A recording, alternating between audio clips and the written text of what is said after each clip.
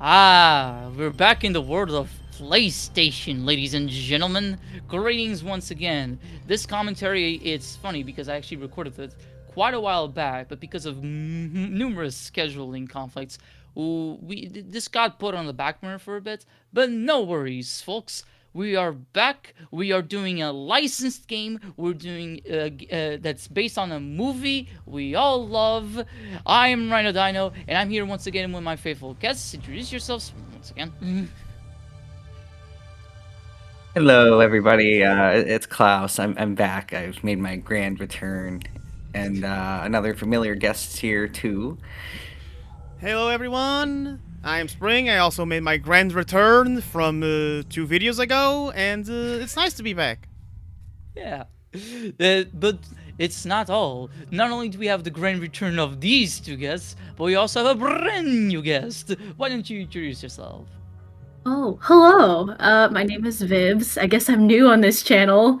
I am happy to be here. And yeah, I'm really excited to get into this. Hell yeah. So starting things off, so my plans for this commentary was I actually had the idea to make a Toy Story 2 commentary for quite a few years, like right after I did the Castle of Illusion commentary, because I was like, what if I did something similar to what I did, but with others? So that's how I came up with this idea. So I shall ask you guys, what are your memories with like Disney, Pixar, or animation movies, or movies in general? When I was a kid, we had a lot of these movies on VHS back when VHS was a thing, and because I lived in California when I was young, my family we went to Disneyland like twice, so yeah, I have a lot of really fond memories of the park. Um, and my favorite ride was I always really loved Space Mountain, and I would go on it way too many times. But yeah, Space Mountain was a really good time. And I was at the end of the day, I would go on like one of the water rapids rides, um, which was always nice to help you kind of cool off from the hot California sun. But I played some like Pixar games back in the day. Like I played the Wally game on the Wii, and I have really fond memories of that one. Um, but you know, I just grew up watching all the Disney Pixar movies, and I remember like seeing Ratatouille in theaters, and I remember that was probably one of my favorite theater experiences as a child. Um, but like I'm not like a Disney super fan or anything, you know, but it was a big part of my childhood, like it was for everybody else, really. Um, so yeah, that's just the basics of it. Yeah. How about you, Spring? For me, kind of like what Klaus said, I grew up with Disney. I think Disney is a big staple of a lot of people's childhoods, if not the vast majority. And I grew up with everything Disney. I grew up with movies. I grew up with TV shows. I grew up with video games and songs, especially. And when it comes to the movies, I think my first ever Disney animated movie was Tarzan. It was also in VHS. I feel old saying this. And I remember watching it at night with my parents. We were watching it on the couch and just watching Tarzan. And I was like, what? That movie's from 1999. I was like, I think 4 years old, I want to say. And let's just say that Tarzan as the first Disney movie for a 4-year-old, maybe it's not the best one, considering how dark that movie can get. Especially the ending. Yeah, but I really enjoyed that I still to this day, I think Tarzan is one of my favorite Disney movies, and definitely an underrated movie, I want to say. Especially for the Renaissance era, I think it's very underappreciated. But I want to say the very first Disney movie that I saw in theaters was good old Dinosaur. Disney's Dinosaur, a movie that most people are like, huh? The Love Monkey. Don't you remember the Love Monkey? You need some help from the Love Monkey. O macaco do amor. That was, for those who don't know, it's a CGI live action kind of, not kind of really, like the background's on live action, hybrid from Disney. Their first venture in CGI outside of Pixar. And and it's funny because at the time, it really felt like a big movie. Like, it's a big movie here in my family household. Like, we quote that movie sometimes, and we still appreciate it to this day. And it's one of my favorite Disney movies on that aspect alone. And from there, yeah, just watch a lot of Disney movies, watch a lot of the Disney Channel cartoons, which, fun fact, I mean, I think it's the same thing over there in the US, but here in Portugal, it was a paid cable channel, which means not everyone had it. And sometimes it would be like an open channel, like for instance, sometimes during the weekends. And every time that would happen, it would be like excitement. Like, oh, Disney, I can watch Timon and Pumbaa, I can watch the House of Mouse, maybe some Kim Possible, you know, those types of cartoons. I have a lot of nostalgia with a lot of Disney Channel as well. Like I said, Timon and Pumbaa is one of my favorites. House of Mouse is my favorite. Kim Possible, iconic show, really great. Recess, Dave the Barbarian, another one that's very underrated. That it's funny. I talk to friends of mine. Everyone knows this cartoon, but you go online or everyone else like, who? It's one of those you had to be there. And then video games as well. I did play a little bit of the game you are currently seeing, Toy Story 2, for the PC actually. I don't remember much. I don't think I have I mean, I have memories of one time passing to the second level, but that's about it. Yes. Now you'll see the whole game. Yeah. Yay. When it comes to other Disney games, one of my favorites as a kid was a Game Boy Advance port of an SNES game made by Capcom called Disney's Magical Quest, where you can play as Mickey or Minnie. And it's a 2D platformer. It's really nice, one of the better ones. Recently, I got Epic Mickey, which was a game I really wanted ever since I got the Wii, because it felt like a big game at the time, so it's the one I enjoyed. I played a little bit of a demo of Ratatouille. I played the Incredibles sequel, Incredibles Rise of the Underminer. And some other games they are escaping me right now, but no, Disney was a big part of my childhood. And when it comes to Pixar, I think my first movie was Toy Story. The first Toy Story that my parents, I think my mom's co-worker lent her the VHS copy of the first Toy Story. And so I remember watching it. The one I had was Toy Story 2 as a VHS, and that's one of my favorite Pixar movies. And then the first Pixar movie I went to see on theaters was Monsters, Inc., which is another one of my favorites. You see a pattern? Yes. A lot of the first ones are my favorites. Who would have guessed it? But my favorite is Finding Nemo. My favorite is Finding Nemo, which I went to see in theaters, and like Dinosaur, it felt like a big deal. But this one, I think most people would agree, yes, it was a big deal back then. But yeah, like lots of memories with Disney. Nowadays it's we are the people online. We have to make the separation between Disney, you know, the creative teams and the movies, and Disney, the corporate side, which the corporate side has, oh boy. But as a whole, I still enjoy their products for the most part. You know, there's some stinkers here and there, but when they put a good movie, they put a great movie. Same thing with Pixar. I didn't grow up just with them, you know. I grew up with Ice Age as a blue. I mean, it's technically Disney, so there you go. My favorite Disney movie is actually Ice Age. They own everything. But DreamWorks was also a big part of my childhood. Shrek, Madagascar, Kung Fu Panda, El Dorado. So yeah, I'm a big fan of animated movies, and Pixar and Disney are definitely high up on my ranking. Not everything they do is gold. There's other movie companies I also think deserve more appreciation, especially on the indie side. But credit where credit is due. Their catalog has some of the best movies of all time, and some of my favorite movies of all time. So, yay, good old Disney. Yeah. How about you, Veeps? Yeah, Disney was like a super big part of my childhood, just like what everyone else said. But my sister is more into Disney than I am. She's the one that introduced like the Disney lifestyle to my family. I have an older sister and she's a Disney adult. But a good one actually. Okay. And she consumes it in moderation, but she still, you know, really enjoys Disney. So yeah, no, I grew up with tons of the movies on VHS and DVD. I think I've seen, in terms of like Pixar, I've seen all of them except for Elio, and I guess most recently Hoppers, because that just came out. I was gonna try to see it yesterday, but I couldn't. Oh. And then in terms of the games, I grew up with a few Disney games. So there was Toy Story 1 for SNES. I grew up also with the Toy Story computer game that's like the adventure, I forgot what it's called.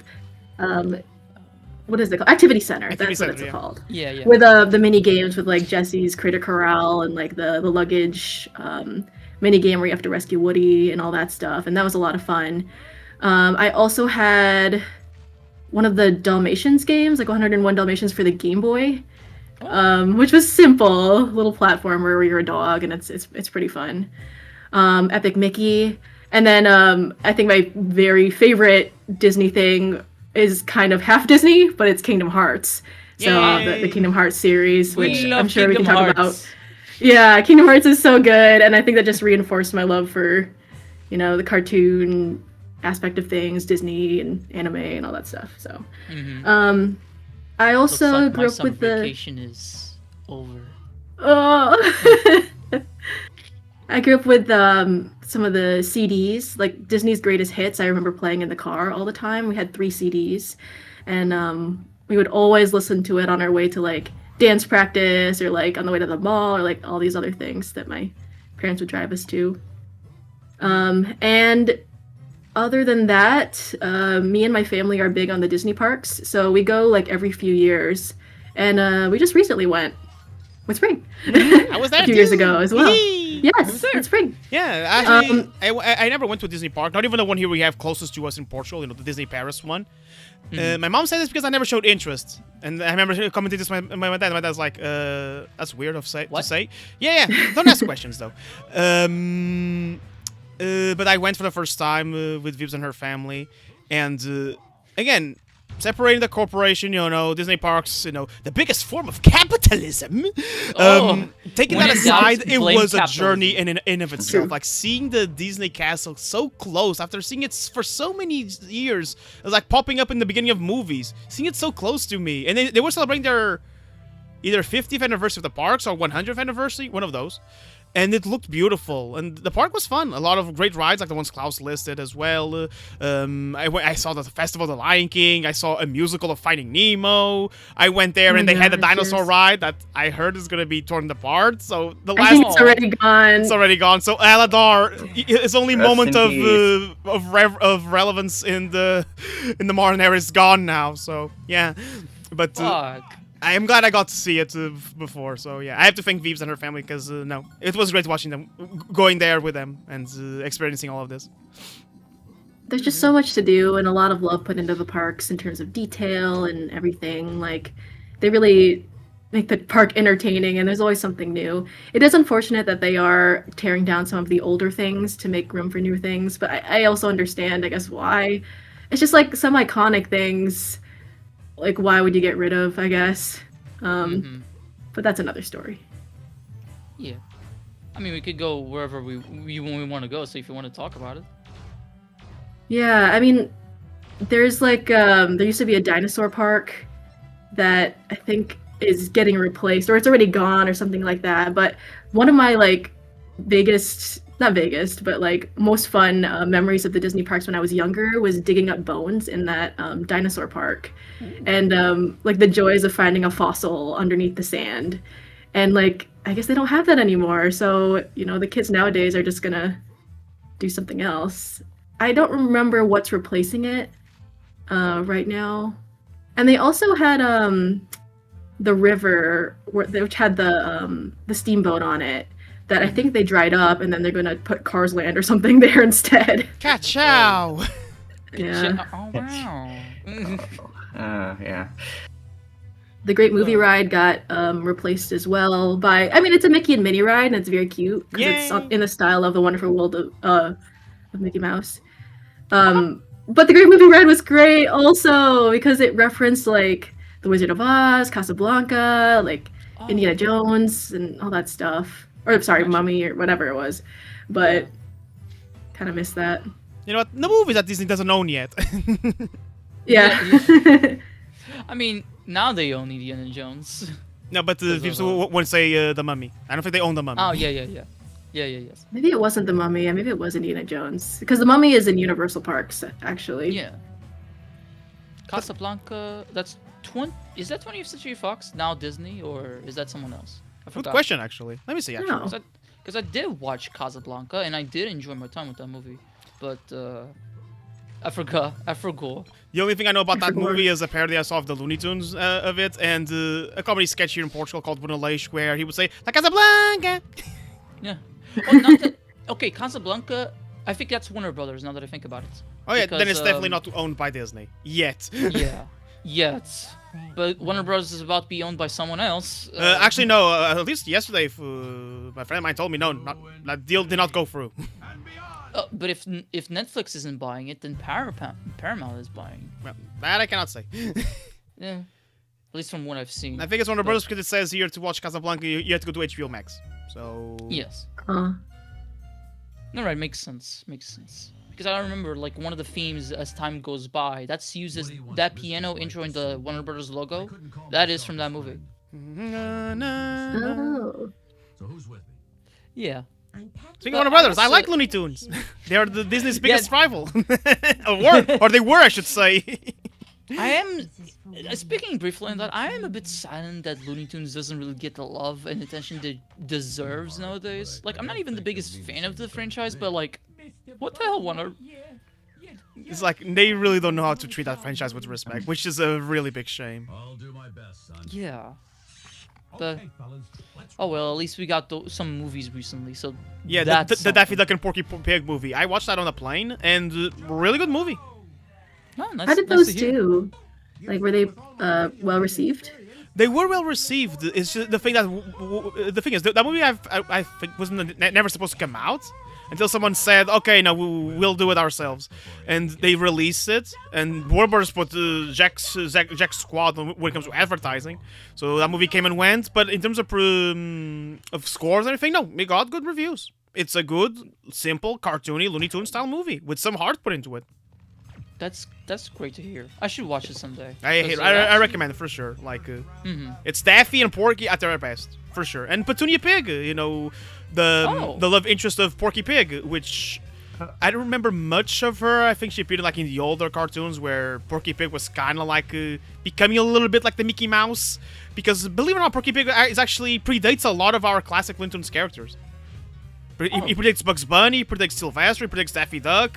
He was one of the first ones. He was a side one actually, but people really liked the little summery pig, and he became a big deal.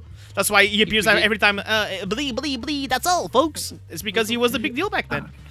So they give her a female counterpart, you know, the Minnie to his Mickey, and she appeared briefly in some comics, and in Baby Looney Tunes she was there.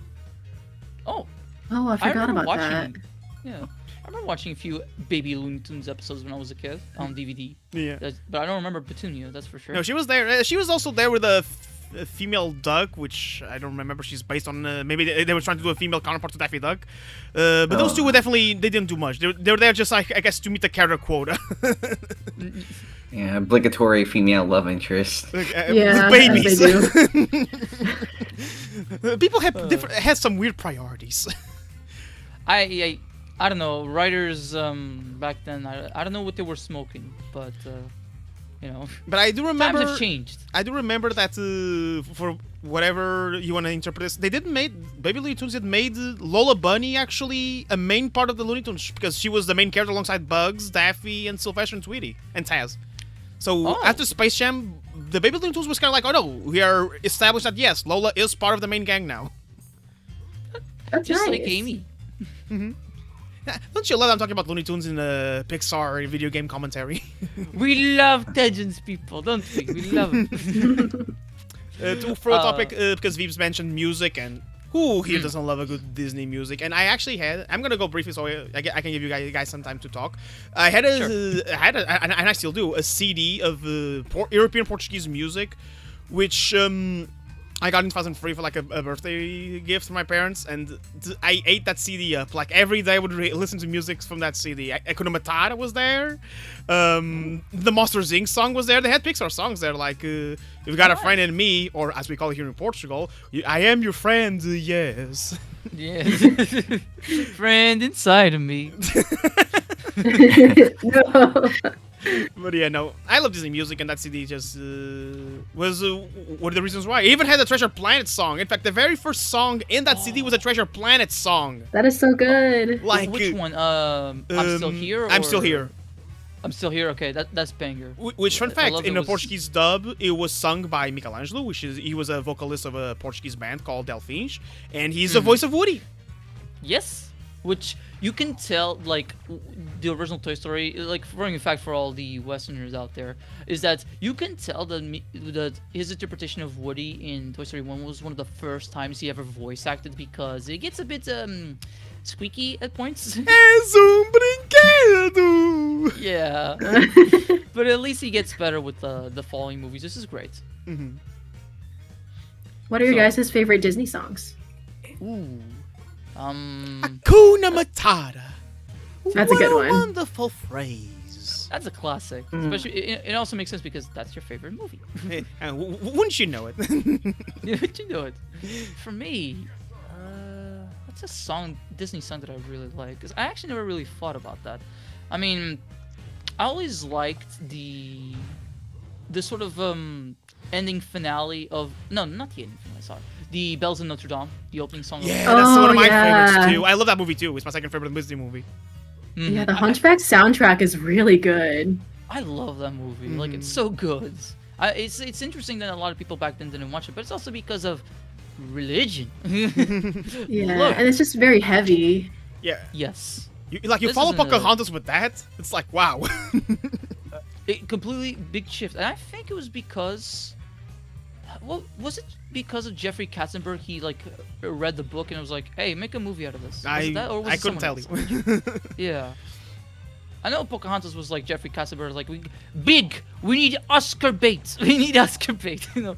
But like, Hunchback of Notre Dame is a very interesting history, considering that the original book is already is even darker than the movie, and I don't know much about it, but I do know how it ends, and I'm like, oh fuck, that's just depressing. It's funny because I had like a book of The Hunchback of Notre Dame, a picture book with a nice art style. I wish I could. I wish I still had that book because the art style was really good. And I think that picture book, you know, with the animated characters, cartoony characters, followed the book closely. So imagine my shock when I read it years later. I'm like, wow, this is how this book ends. Because they show the, I mean, they don't follow the story because it's a 10 pages book if that much, but they do follow the story closer than the movie does. Yes. Makes sense. From my understanding, the original book was sort of, I may be talking out of my ass, but like it was sort of like a critique on society back in the day. It was a back in, critique like, on the religion and the overuse of power as well. A little bit, no, it's kind of similar to a Portuguese book we have here called Memorial do Convento, which they were criticizing also the expenses people were doing back then, you know, because of the Age of Discovery. You know, a lot of European countries yes. had a lot of money, you know, to spend on the monuments and cathedrals and stuff, but sometimes spent it just to, you know, look pretty, you know, show, you know, how much power they had.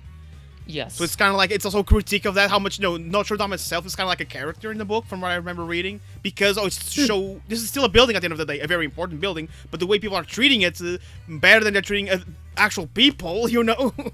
I mean, just look when Notre Dame caught fire a few years ago, and now all that became the center of attention. While you know, like usual, unfortunately, a lot of people just starve in other countries, which goes to show priorities in the wrong place, you know. But yes, Hunchback of Notre Dame, I really like that movie. Especially, it's well animated, it's well. Musically is also great, and I always like to talk about this fun fact. You know, it's Spring, where in the Portuguese version, I believe the singer of the song of Bells in Notre Dame here, André Maia, I think there was a bet between him and the sound director of the movie of the dub, to where you can't reach that high note at the end, because in the original dub, the high note was not reached by the singer; it was reached by, I think, the composer, if I'm not mistaken. So the fact that then Maya was actually able to pull off that high note at the end is like, oh damn. Like I find the end where it says "Bells of Notre Dame." Like, yeah, he really reached the high note. And fun fact, André Maia is the voice actor of Timon. So yeah, imagine Timon singing "Bells of Notre Dame," because he was also what's the name of the Romani, the main Romani who tells the story? I forgot his name. Clopin. He's also the voice of Clopin, so that's why he sings the high note as Clopin. So yeah. It's kind of like Lupin, but with a C. André Maia's Lupin's voice in Portuguese, confirmed? A while back, you and me, Spring, had an idea for like what a European Portuguese actress could be for like Lupin III. What was the one we chose for? Peter Michel, aka Sid the Michel. Sloth from Ice Age, Cusco from the Emperor's New Groove, Yes. the original voice actor of Brock and James from Pokemon. Sonic and Sonic X. Yeah, the original dub of Sonic X. Yeah, the original double Sonic X. Yeah, so there you go. Yeah. So Cusco is Were you- Lupin. What were you gonna say, Klaus? No, I was just gonna say, I don't really know what my favorite Disney song is actually. I think the Hellfire song is really good. Yay! The, That's my the favorite Beetlejuice Portuguese song. version, because that's the Yay. first version I heard, I think. So, Yes. because these guys showed me the movie in Portuguese. So, and that was my first time seeing the movie. So, my fond memories of it, or of the Portuguese dub, so that's awesome. Okay. And so this gets sound crazy, but I do like "Let It Go" from Frozen. I know, I know the Frozen mania. It is a good and song. The song was very memed on, Yeah. but yeah, I do like No, it. it is a good song at the end of the day. It's just got Yeah. overexposed. You know, it's kind of like Charizard and Green Hill Zone. They are Yeah. good things at the end of the day. You know, it's a cool Pokemon design. It's a nice Sonic stage. It's a nice Disney song. But when they overplay it to hell and back, you start to hate it with every fiber of your being. Is that right, Green Hill And I for Zone? remember me- hearing it in the mall sometimes. Like people would just play it anywhere. Oh gosh. Oh, and for me, I do like that song though. There is a good I song. like Let It Go, but I'm also kind of like sad because what I see, like Tangled is the better movie in my opinion, but like everybody was on Frozen. I'm like, okay, I mean, I I can like a never- movie I more than never got another to one, see but I can still Tangled. say the song is good. You know. yes. I do like the Broadway version of Let It Go has like this really cool costume change in the middle of the song. Because like it's Elsa in her like kind of demure outfit, and then like when she's kind of letting loose at the very end, they like rip the costume out from her and she's wearing her blue dress like That's in 2 awesome. seconds. Not even a second actually, like half a second. It's really really cool the way they do that. Any costume change in musicals are impressive. But it also reminds me of that scene from The Naked Guns. Like, may I switch for something more comfortable? He switches to like a suit and tie, and then he immediately takes it off when it's ready for that scene. afterwards. Right. Such a fun movie that is. But okay, so second favorite Disney song. What is it? For me, I mean, Hellfire is my favorite Disney song. I mean, I'll Make a Man Out of You. From I was Oh, gonna that's say good. that as my first. I didn't get to say it yet. Oh, but sorry, I sorry. did. Oh, oops, sorry. Now. No, it's okay. I was just gonna say that was gonna be my number one, but there's a lot of good number twos. And you, Klaus? Well, I already said two. I already said Hellfire and Let It Go because I don't Okay, really second. know. I don't really know like what my second favorite is. It's hard to choose because like there's so many good songs to choose from. Yeah, even songs Yeah. that were not part of musicals, like When She Loved Me from Toy Story 2. It's a great that was- one of my favorite My Pixar heart. songs. Yeah, just a beautiful song. Like, I guess we could talk about Toy Story 2. Yeah, it took this long. What do you guys Oh, think yeah. of the movie Toy Story 2, or I guess Toy Story series in general? Because it's a Toy Story 2 commentary. There's a snake in my boot. Wonderful line. Tem uma cobra nas botas. I guess I'll go first then. Like Yeah. I said, Toy Story I think was technically my first Pixar movie because again that borrowed VHS, and as a franchise, it's one of those franchises I think I really enjoy. Definitely one of the best Pixar series and definitely one of the most iconic. I also think it peaked and I wish they stopped using it to make new movies. But I know they also make money and we like money. But if I were to rank it, I think 1 and 4 are definitely on the lower end. The one is just because it's the first one. There's going to be things that aged at least visually, and even still, I still think the movie looks fun to go back to, even there's some uncanniness to it. Just I think some of the characterization is a bit. You can tell it's leftovers from the original, more Yes. I guess snarky and Edgy. edgy, I guess you can say edgy script where everyone was an asshole, including Woody, and so that's still Especially Woody. and I guess like that bled through still into some lines where it's like you understand the point of view, for example, of characters like Mr. Potato, but at some point it's like okay, you purposely are going out of your way to annoy Woody sometimes. So it's like you are right, but you're also an asshole. Yes. But it's still a great movie. I think Buzz and Woody, their dynamic, their relation, it's a buddy movie starting with toys, and I think that works brilliantly. I think it's a nice movie. It's fun. Toy Story 2 just knocks it out of the park, though. Toy Story 2 is one of my favorite Pixar movies. It's my top 5 for sure. Like, it's so fun. It's funny. Has a great message. That song we just talked about, When She Loved It, it's one of my favorite Disney songs as well. And the upgrade of animation, too. Like, you're seeing it right here in this compressed Yes. cutscene for the PS1 version of the game. Please, please do not strike me, Disney. Please.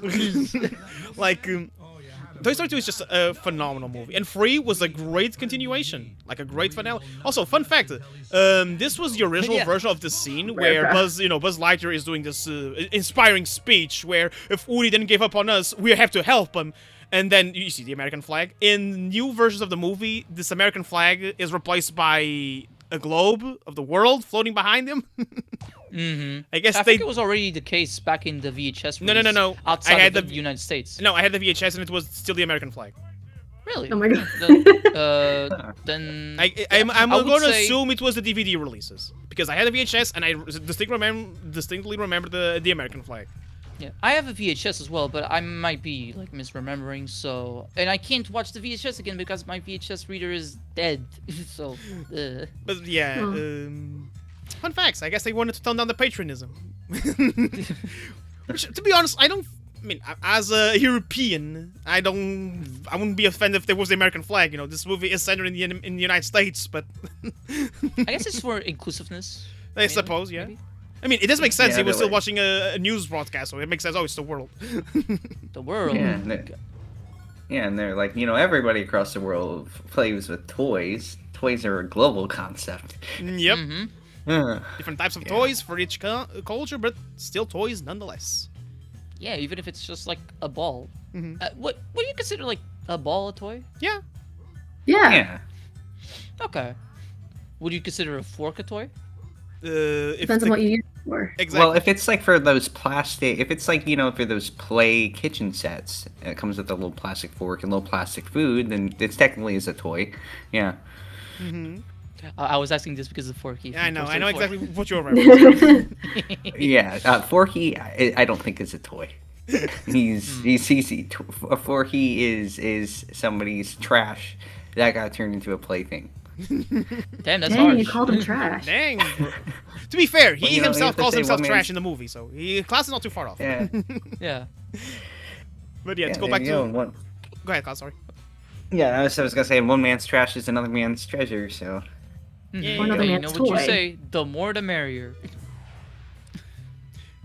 Can anything be a toy? I mean, a toy is just something you play with, but anything can be a toy if you play with it, right?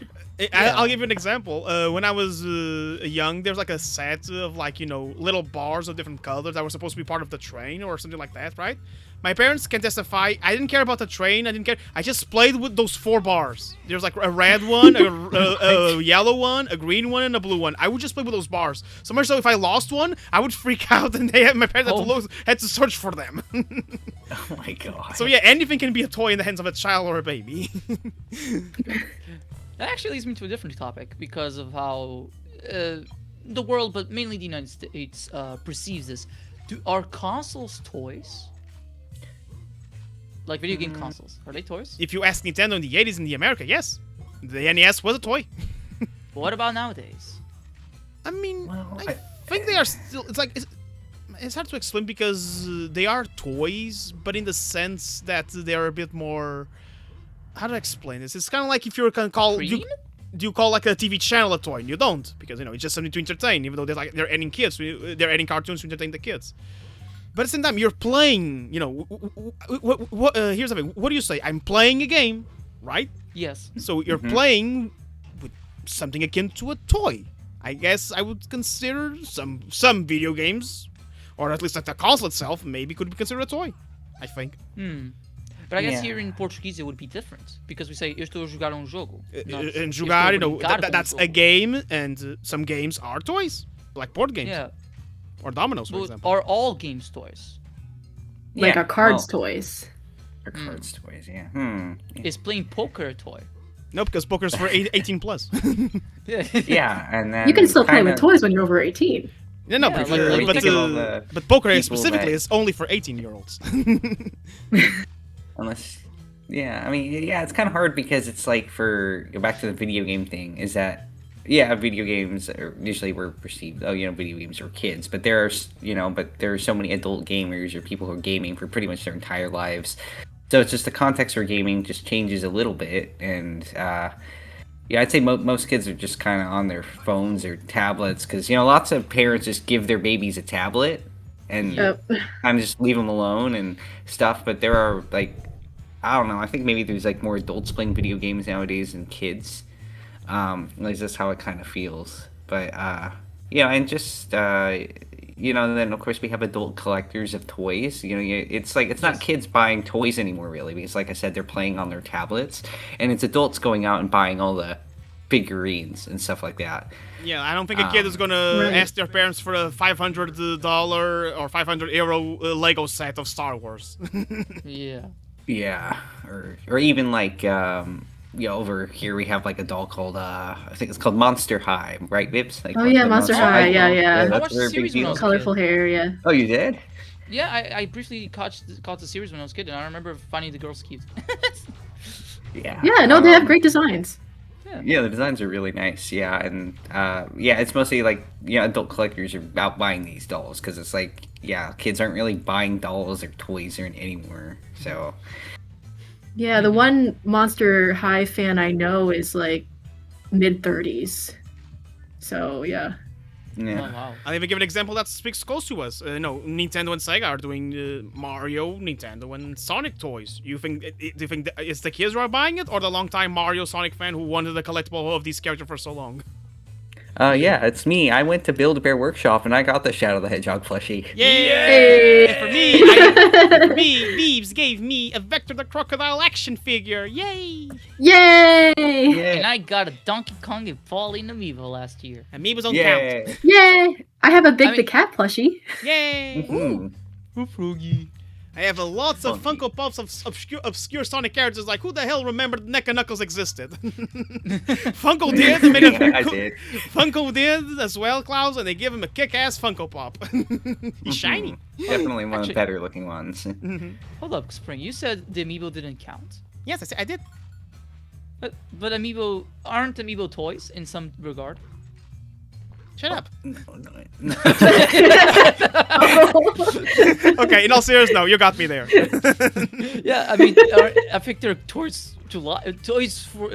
No, right? they're legit genres toys to life. No, never mind. Yeah. what I said. Yeah. In all seriousness, Yeah. I guess it's because I put amiibos in a different category than toys, just because of the video game functionality. And it's because I was mostly trying to say, oh, they're making action figures, are toys by nature, but Yes. mostly is the adult collector are buying them specifically nowadays. Not saying kids are not buying it, but like Carl said, I think there's definitely a shift when it comes to, for example, I think a kid nowadays wants to ask their parents at some point in Roblox to play Roblox games and actually go out and Yeah. buy a Yeah. figurine. V-Bucks for Yeah. Fortnite. Exactly. Yeah, oh my god, for sure. I mean, in fact, the Toys to Life thing, whenever I first played Skylanders as a kid, and I got all the little dragon characters, and I used to play with them as toys Aw. and stuff, Oh. because I was really into the Legend of Spyro as a kid, and so whenever I finally got my Cinder figurine, I could finally pair her with Spyro, and I could make them interact, and I was so happy. Oh, I didn't know Cinder was in Yeah. Skylanders. That's so nice. That's cool. Actually, Yeah. yeah, I didn't know that either. I just knew Spyro and Creak, creak, Yeah. creak, creak. It's just I don't know Spyro. much about Just Skylanders. Spyro, yeah. No, right, no. Yeah. Here's my favorite Skylander character: Spyro, Crash Bandicoot, Neocortex, Bowser with a hammer, and DK with a barrel. There we go. My five favorite. Wait a minute. My five favorite Skylanders characters. I will say, from the little I've seen, very little that I've seen, I remember liking the villain, especially because he's voiced by the same guy who does Invader Rasputin Zim, from Psychonauts and Invader Zim. Invader Zim, Billy from Billy and Mandy, Daggett from Angry Beavers. If anyone remembers that show. Yeah, Don't know. No, sorry. it was before my time though. Yeah, here, Oh. like, Portugal aired old Nickelodeon cartoons in 2005, so I saw a lot of the 80s and 90s Nickelodeon cartoons back then, which included Angry Beavers. Cow and Chicken? That's No, wait, that's that's Cartoon Cartoon Network, but Network, no, sorry. I Sorry. that was something in Portuguese too. Fun fact. Oh, yeah. But yeah, Mm-hmm. That actually, also, in addition, you remind me, your opinion on if gaming is toys. You said it's complicated, right? it's Well, no, yeah. its motives are complex. Complex. Yeah, because you brought up poker earlier, and you said, "Oh, that's 18 plus," and I was thinking, "Oh, also some games are 18 plus, like GTA and Mortal What are you Kombat." talking about? I'm definitely gonna give a kid Iron Lung to play for their birthday. Why wouldn't I? Oh, yeah. say You're that- gonna make all the kids play Right Yeah. Hell Retribution or whatever. Oh no! No. Oh no, definitely You not say that that. one. But some call me Johnny. He played Mortal Kombat when he was like what, 5-6 years old? I'll give you a more contemporary example in our case. How many people our age nowadays, when they were 5 or 6, how many of them were playing GTA? On their PSP. I saw so Not many. even PSP, there's a PS2. lot. I had classmates, from like, I was thinking about like 1st, 2nd grade. They were playing GTA. They were playing GTA on the PS2, like nothing would happen, like it was normal. And maybe it was normal. I guess I don't know. It's also it's also complex. Yeah, I mean, it's one of those things. It's like it's a PG-18 game. It's M for mature. Like a kid shouldn't be playing this. And then there's so many people especially in the United States, that say that these games bring violence, and it's like, well, did you check the age rating? And it's like, no. It's like, are you dumb fuck? I'll Yeah, use this quote from Family Guy. It's your fault. I use this quote from Family Guy all the time. Maybe you shouldn't complain about shows being violent and should prevent your children from watching them instead of blaming the shows themselves. Peter looks at the camera. Yeah. Maybe you should let your it's kids like- watch certain shows if you have a problem with their thematics or themes instead of blaming the shows Oh my themselves. god. Yeah, it's like people just Yeah. can't read. They legit can't read because so many parents brought their kids to see Deadpool because they thought, oh, it's a Marvel Oh, superhero no. movie or Oh, whatever. It's no. like, oh no, not Deadpool. Or I saw some stupid parents I brought like their child to see Iron Lung, and then No.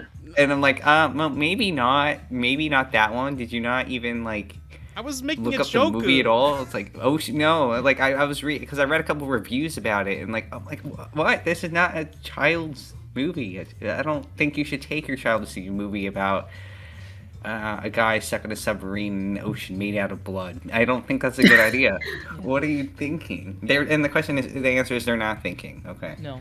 But you know What what's are your funny? guys' thoughts on the kids' consumptions of Five Nights at Freddy's? I Do you was think gonna it's bring that up. appropriate? I was gonna bring Yeah, that yeah. up. Classmates Oh of mine boy. Because who it's like, played Five Nights at Freddy's on their phone. Yeah, because Mhm. here's That was the the thing. shit I back want to then. say, I'm going to use Five Nights at Freddy's, mouthwashing, and Danganronpa Ooh. as examples. These are Mhm. games. Oh, I'm really interested about the mouthwashing part. Just you wait, Danganronpa. Klaus, my friend. So these are games. It's funny because I won't. Okay, I'm going to give my example afterwards. Okay, games that due to their theming, their look, the way they're presented, and the things that happen in those games, they're clearly made, for 18 plus in mind. If you go online, the majority of the fandom is like young teens to older teens. Mhm. And Yeah. I think that actually impacted FNAF a little bit. To compare to the other two franchises, I think FNAF got impacted a little bit, because the merchandising, you see the merchandise for FNAF is definitely for kids, the cute style of the Freddy and gang and everything. So much so we got FNAF World, and it was a little cutesy RPG game that even the creator of Scouts of the Coffin, the souls.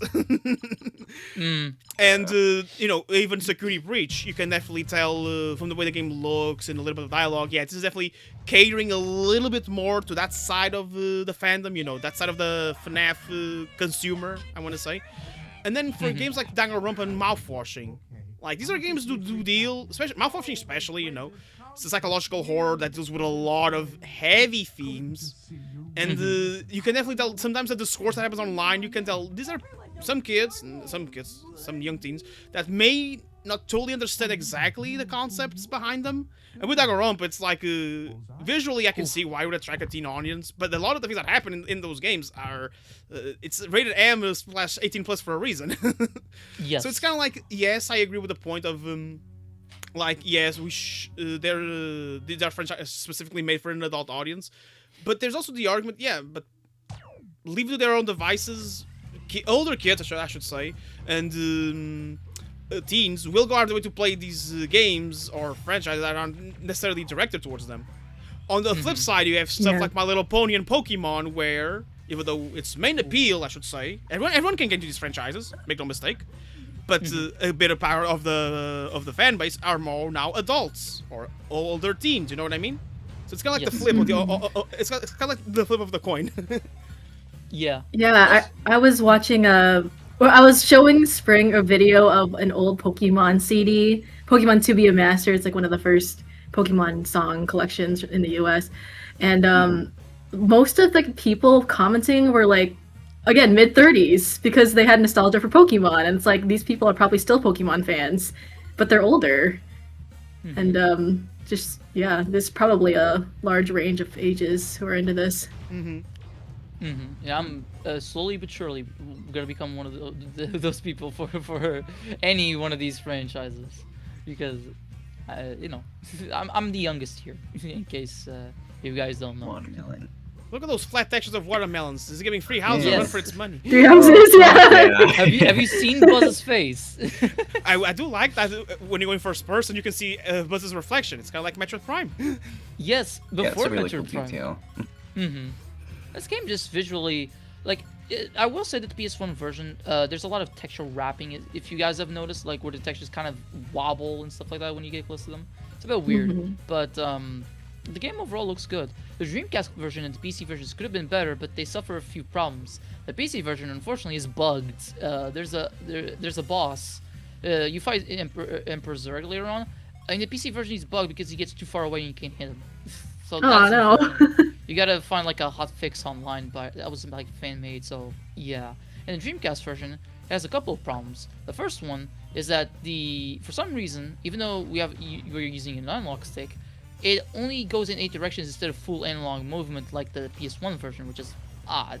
But the worst is that you can't overwrite save files. If you save something, you can't save over that one. You have to make a new one, and because we're talking about VMUs, that shit eats up quick.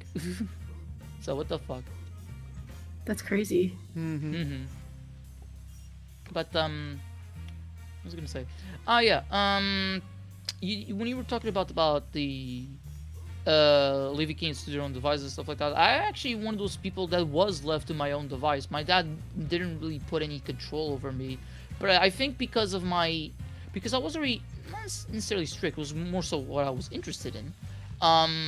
I was interested in more stuff that was more my age. I think the closest that I got to something that was over age was like No More Heroes, where it was Peggy 16 here in Europe, and I played it when I was like 15. Ooh. Oh, really living on the edge here. Oh no. Yeah. You're so hardcore. So hardcore. But like, by the time I was interested in like more adult franchises like Yakuza, Devil May Cry, and stuff like that, I was already of age. So I guess I'm one of the more normal people out there, but that would mean that normal people are like me, but most normal people are not like me. Most normal people play GTA when they're 10. Wrap around that one, folks. Exactly. Is it the violence itself that's like, ooh, I can be the criminal that attracts kids, or I don't know. I Is think- it the power fantasy? I think it's power fantasy. Because it's like, Yeah. you can do this. I mean, it's not like the game, at least in GTA's case, I played GTA San Andreas and GTA 3, and a little bit of 5. And you get the power fantasy of just going out there, spreading chaos, running over people, and beating people up, and everything. But then the game will go after you, with cops, and the more stars you get, they bring the military and everything, and tanks. So it's not like the game is not, punishing you for, going against the law. But there's, I think, a rush of adrenaline, because, like, it's kind of like you unleashing your frustrations on daily, Like, Yes, same yes. reason why people, like beat 'em ups, or like Fighting games. fighting games, or the Warriors, the Muso games, like Fire Emblem, yes. Free Hopes, and Persona 5 Strikers, and those Samurai Warriors games. The idea of a power fantasy of just going out there and just cause as much chaos and destruction as you need, because you need to unleash that frustration of your daily life. That's actually one of the reasons why I love Metroid so much. But it's also the power that you get over time, and then by the end you just become a monster. Like, okay, the blend is gonna blow up, haha.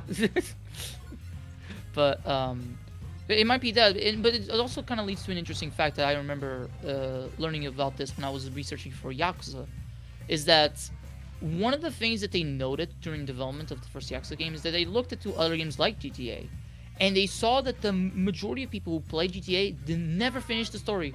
They Yep. just played around with it, and it's like a sandbox.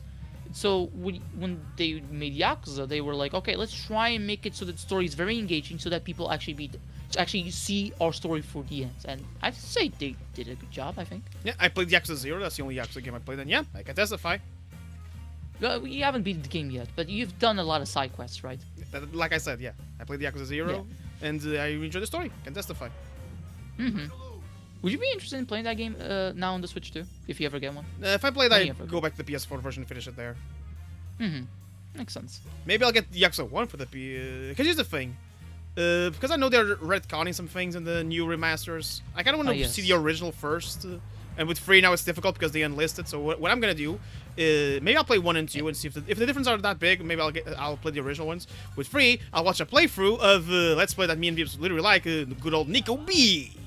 Because he played the Yakuza series and he played the original 3. So yeah. I would lend my copy, but it's a PS3 copy, so unfortunately I can't really get that game for you. But for Yakuza 1 and 2, you can emulate them on PS2. If it works on my computer, it should work on yours. So there's definitely a lot of differences, I'd say. Like Kiwami 1 is way bigger from what I've seen, and it just has Zero's fighting style, while 1 was like, well, the first game's fighting style, so you know it's gonna be a little bit primitive in some aspects. But 2, I think there were some cut locations, like 1 in particular that was cut from Kiwami 2. But in terms of the stories themselves, I think they're relatively okay. It's just that Kiwami 3 that it sparked a lot of controversy over that, cutting a lot of side missions because they cut the revelations, and a certain actor being brought in that shouldn't have been brought in the first place. So there's a lot of fire with that one. So Nico B, playthrough it is then. yeah, yes. Unless you're able to find like the remastered collection on PS4, like physically, because that did get a physical copy on PS4. But yeah, going back to one of the things you said earlier, you were talking about like Disney Channel earlier, and it just got reminded that Disney Channel was always kind of like a special thing for young me because it was a premium channel. You had to pay specifically for it, and during the few times where it was free on air for like a limited time, I always looked forward to it. And I remember that the show that I always really liked watching when I was young was Brandy and Mr. Whiskers. That's a very Brandy and obscure Mr. show Whiskers. nowadays. I remember watching it all the time as well. Yeah, I watched it too. I still remember that there was like, so this was very funny, but also kind of depressing looking back. Where during my first 4 years in school, the first 4 grades, I went to some birthday parties because that was still during the time where people invited me to birthday parties. And afterwards, I don't think anybody invited each other for birthday parties unless it was like really close friends. And back there was I went to a birthday party of this girl. Back then, I had just gotten my PlayStation 3 and I was trying to play through Crescent Booty and learning how to do 3D platforming because again that was my first 3D platformer. So I didn't know how to turn the character and turn the camera at the same time. But then I went to, it's like okay, and then I didn't want to do anything that they did, so the mom of the girl who had her birthday just gave me like a TV and I watched Brandy and Mr. Whiskers on there while everybody else was doing whatever the hell they were doing. You know, good on that mom to cater to like specific kids who were enjoying the festivities. Good on her. Yeah, but I do realize that when I remember when I stopped and I went to see what they were doing, like some kids were angry at me and I was like, I think I was not really understanding their anger that much. I was just like, I'm just doing what I like to do. Yeah, just vibing. But I do realize that of course I'm an adult now, so I know that I have to socialize, build bonds, do friendships, stuff like that. Raising your social rankings, like in Persona. Or Make a confidant. Yeah. Free time events like in Danganronpa. I think my confidant with you, Spring, might be a level 10, probably, and with you, Klaus. Okay, well, I mean, we've known each other for a long time, so it's probably 10 by now, also. I think this year, you and me, Klaus, it's gonna be 7 years since we've met each other. Oh, it's 7 years. Oh my gosh. I can hear your back cracking, Klaus. Lamar. And for you, Spring, 6. Yep. 6, 7. Is that meme still popular? I don't know. Do I appeal to a demographic that does not give a shit about me? No. This scene was always amusing. Mr. Potato got by the skin of his teeth. Oh, that went well. Almost became a mashed potato. Yeah. It's funny because he says that, I think, like, hey, I don't want to turn into mashed potato in the movie. Oh, I forgot that. It's been a long time. Oh, yeah. I'm now going to one of my favorite stages in the game, at Alice Toy Apartment. It's just really nice that. This is one of the things I really like about this game. You get to explore parts of the movie that are now fully like their own little worlds and stuff like that. That's one of the things I really enjoy about Toy Story 2. Yeah, I like that in licensed games where they actually use the settings of the movies and actually made levels out of them. For example, one of my favorites, me and Klaus can testify, Madagascar for the PS2. Let's go. Yeah, they would take levels from there. Well, for example, Ice Age 2, for the most part, they would take levels, but then they would make their own levels. For example, there's a swamp level for some reason, and there's a level where you're inside the stomach of a sea creature. I remember that I love movie. levels like that. A stomach of a sea creature. Where have I seen that before? Ah, yes, Devil May Cry 3. It totally ripped off Madagascar. For sure. That's Ice Age 2, Rhino. Ice Age. Oh, oops. You did not pay Ice Age attention. 2. Sorry. My head. You know, Klaus, you and I, when they have team up and show this guy over here, the majesty, that is Ice Age 2, the meltdown. Maybe one day I'll play that game. Yeah, like, legit one of the best licensed games I've ever played. Same here. Actually, that's a good topic. Like licensed games. What are some of your favorites? Outside of those two. I like Ice Other Age 2, Madagascar. Other than Ice Age 2. Yeah, other than Ice Age 2 and Madagascar, I remember having really fond memories of the open season game, actually. Oh, I had that. Oh, I yeah. saw the Game Boy Advance version played once when I was young. Yeah, but this is the GameCube version. Oh. And That was I remember, Ubisoft, right? was it Ubisoft? I don't really... When I was a kid, I didn't really pay attention to I who think it was making these games. I think it was because the Surf's Up video game was made by Ubisoft, and what's the name of the moose/deer character from that movie? I forgot. Elliot. Elliot, he's in the Surf's Up video game, at least for the PSP version. Oh, okay, yeah, but yeah, Surf's Up, that was another fantastic little racing game. But yeah, I remember the open season. I remember the final boss, like, really freaking me out as a child because, like, you're in the hunter. There's this like big bag hunter named Shaw, and we're trapped in his attic, and we basically need to try to sneak out before he kills us and skins us. Yeesh. Turns the bear into a hunting trophy. And so you're trying to hide in the dark, and it's kind of like a little stealth section, and then you got to get out of his house. And then for the final area, he's like shooting his gun at you, and you have to avoid all his shots, and then you have to defeat him in combat and all that stuff. But yeah, I remember it was kind of hard. Maybe now that you're an epic gamer, it won't be as hard. Maybe. Yeah. Eventually.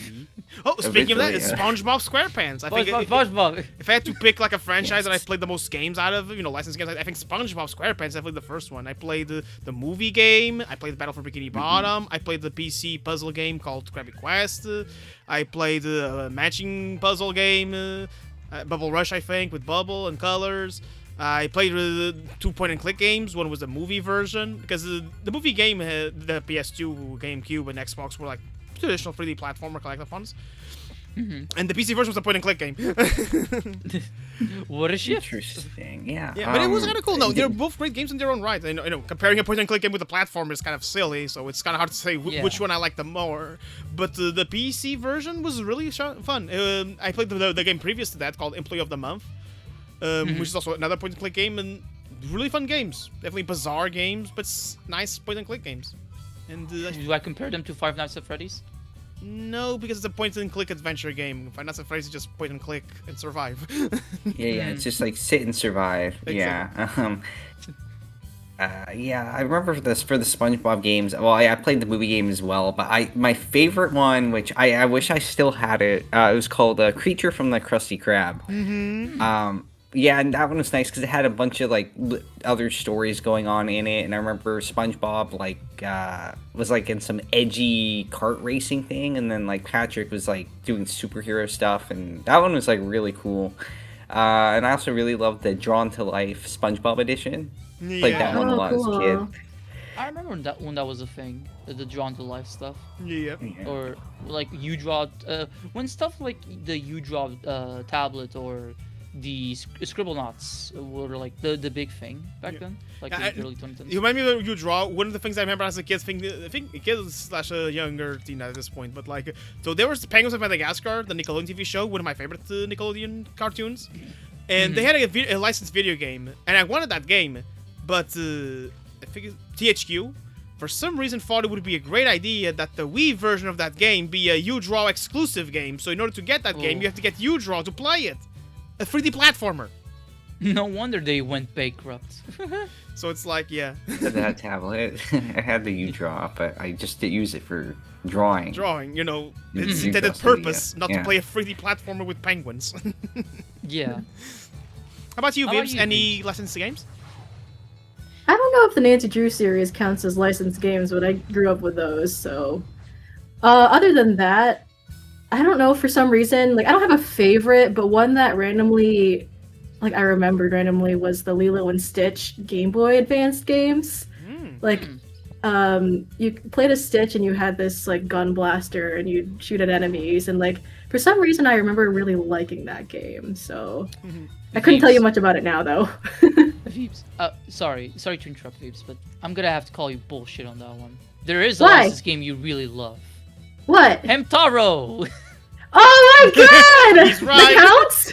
Yeah, it counts. It's based Like, on the yeah, manga it's slash anime licensed. franchise, even though it was made by Oh, Nintendo. well, Ham Heartbreak is the best game of all time. I played Yeah. that game and I Favorite game agree. ever. It's peak fiction. I agree. I played that game with Veeps. Veeps, I got to the. I still remember one of the fondest memories I have of that playthrough. It's something in the beginning. So Veeps, I got to the European ROM, right? And I remember how surprised and the endearing reaction that Veeps had when she saw that, yeah, there's like a multiple language selection. You know, because it's a European version. You have the Italian version, the Spanish version, the German version, the French version. And there's another language there, but I forgot. Definitely not Portuguese, though. And I remember how Veeps was like, Wait, you said what? German, Italian, French, English? What more? French, Spanish, German, Italian. I think there's one more. Dutch? Maybe Dutch. Maybe Dutch. Maybe I think. Dutch.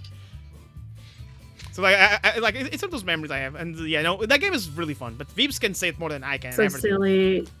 Yeah, no, the say- whole premise is you just like in Ham Heartbreak, you play as Hamtaro, the main guy, and your goal is to just kind of help people out and like repair their relationships, and that could be romantic, familial, platonic, and everything. But you kind of like solve little fetch quests and do stuff for them.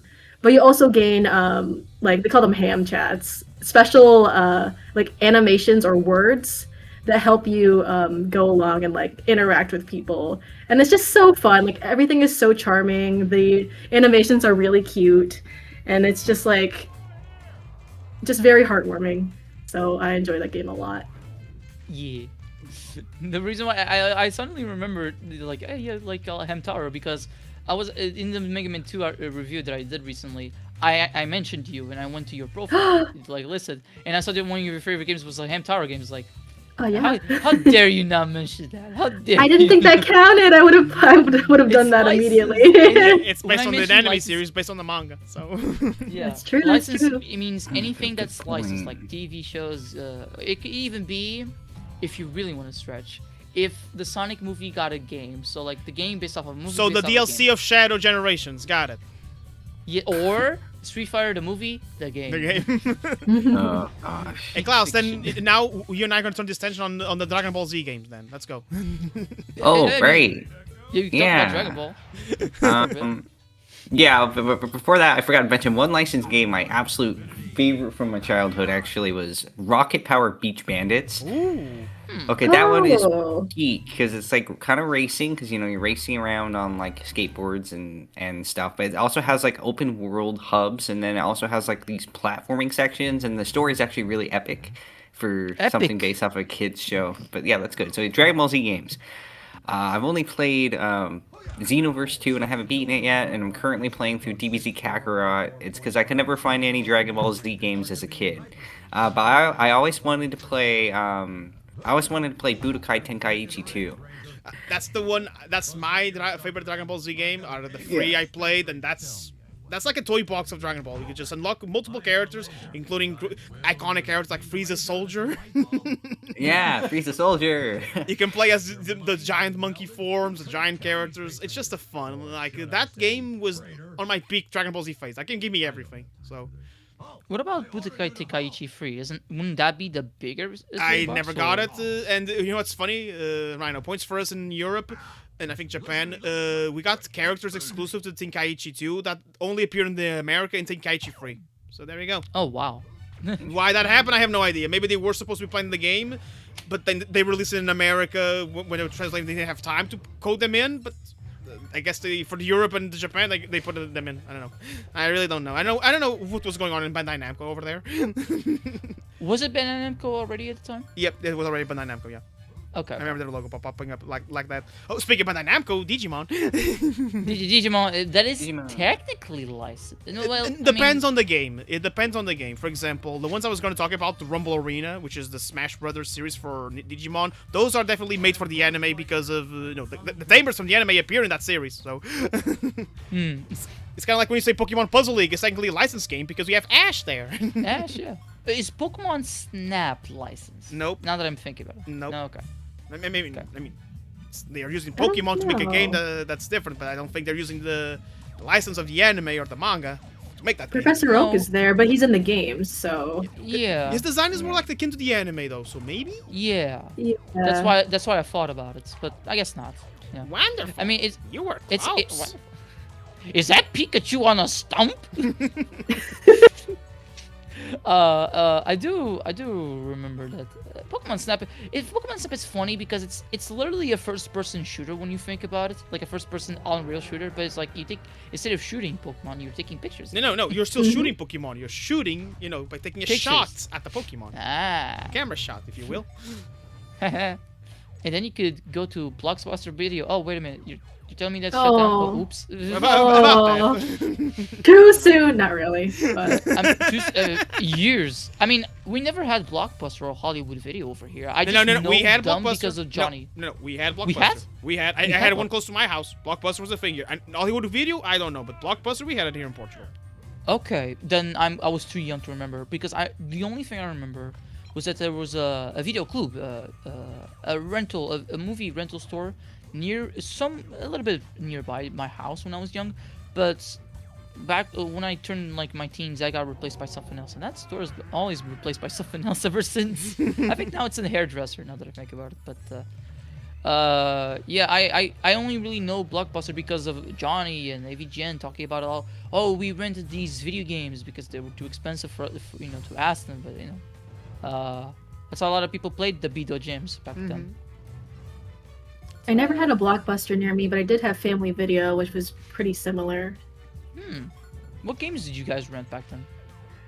Oh my god, I remember renting what was the Paper Mario game with I have to remember which. It was one of the Paper Mario games, and I got to the very end and I was trying to finish the boss, but like I was trying to finish the last boss when I was going on vacation with my family, and I kept being like, "Oh, can you give me like one more hour?" But they're like, "We have to go. Like we have to return your Aw. video game and go." So I never got to finish it. I was so close. Do you remember the console, console? You played on? Was it?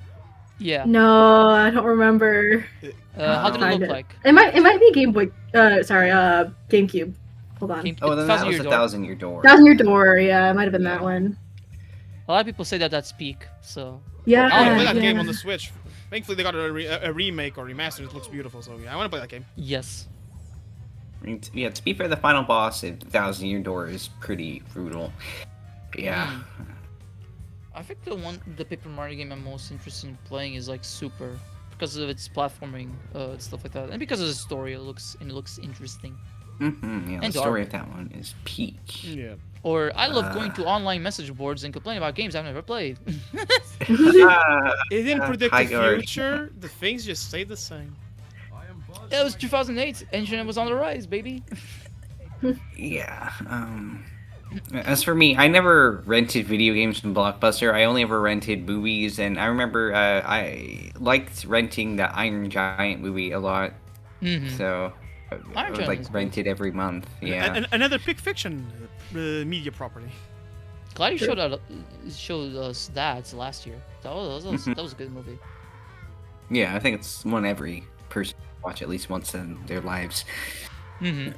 Where's the speaking of- robot, Lieutenant? Ah. That's actually a good segue. Movies in general. What are like some of y'all's? I'm not gonna say favorite movie of all time because singular that's too hard to choose. Like some of y'all's favorite movies of all time. I mean, Mine Does is it have to be animated or can it be like Anything. real? Everything, It can either everywhere, be all at cool. once. There you go, perfect. And Spirited Yeah. Away. Spirited Yay, Away. Spirited Away. Yeah. Yay, Chihiro's Journey. I've never. See, yeah. I feel this is criminal. Like I haven't watched that movie yet. Like Ah! there was Well, definitely maybe a we should time watch where- it. There you go. Yeah, there was definitely a time where I watched a lot of Ghibli stuff. Like some of my favorites being like Kiki, and the first one I did watch was like Princess Mononoke. But I ended up not sticking with Ghibli too long. I only watched like a few movies. Like it took me years to watch Howl's Moving Castles. That's how slow I am with Ghibli. It's but funny I because still I think have not- that one was my first Ghibli movie, and I saw it in theaters. That was for In my theater- birthday, dubbed in Portuguese and everything. Wow. It felt such a Was it good? I mean, as a kid, I don't think I probably. I mean, I liked it's fine. I remember I invited a lot of people from my kindergarten to watch it with me and everything, and then afterwards we went to Pizza Hut. And I remember like then when we returned to school because it was I think on a Saturday, on Monday, me and some of the other kids were still quoting that movie. So we definitely Wow. liked some parts of it. Now, did I remember everything? Did I get the intricacies about the war and everything? No, but looked pretty. And For Back sure. to the Future and the Flame guy, you know. The Flame guy? Yeah, there's a flame. There's flames, and he's a guy. Oh yeah. You said Back to the Future, and I was like, wait, is he talking about other movies? No. You watch the movie. Are you get what talking I about mean. Calcifer? Yeah, Calcifer. Okay, I'm talking about Calcifer. Yeah, y'all's favorite movies. You said Spirited Away, Veeps. Yes. Yeah. What about you guys? Go Uh, ahead, Klaus. Go ahead. okay, well, I mean, I don't. Yeah, I mean, it's hard to, I guess, choose a top. Well, I know my favorite movie is The Terminator, the first one. Ah, yes. Nice. Yeah, it's been my favorite one for years. I rewatch it every single year. Really love it. Of course, Iron Giant, like we just said. I really like Up. Pixar's yeah. Up. Up is Up's so a great good. one. Up is So nice. cute. Let's see. I really liked Flow when we watched that. Flow was great. Oh, Great such a good movie. Very good, artsy. And even though this movie just came out, I think Iron Lung is probably my top 5 films. And Oh, wow. I'm not That's just saying awesome. that it was new, but yeah, because geez, haven't had a movie like that in like a really long time. Yeah, it has an actual soul. Let's see. I really like Spirit, The horse movie. of course. Oh, the horse Oh, yeah. movie. Yes, I love that one. horses. I love Yeah, horse movies. very good. Yeah. I really loved The Last Unicorn as a kid. Oh my gosh, yeah. Okay, Yeah. I remember that actually- one. I've only heard that movie once in my life. What is it about?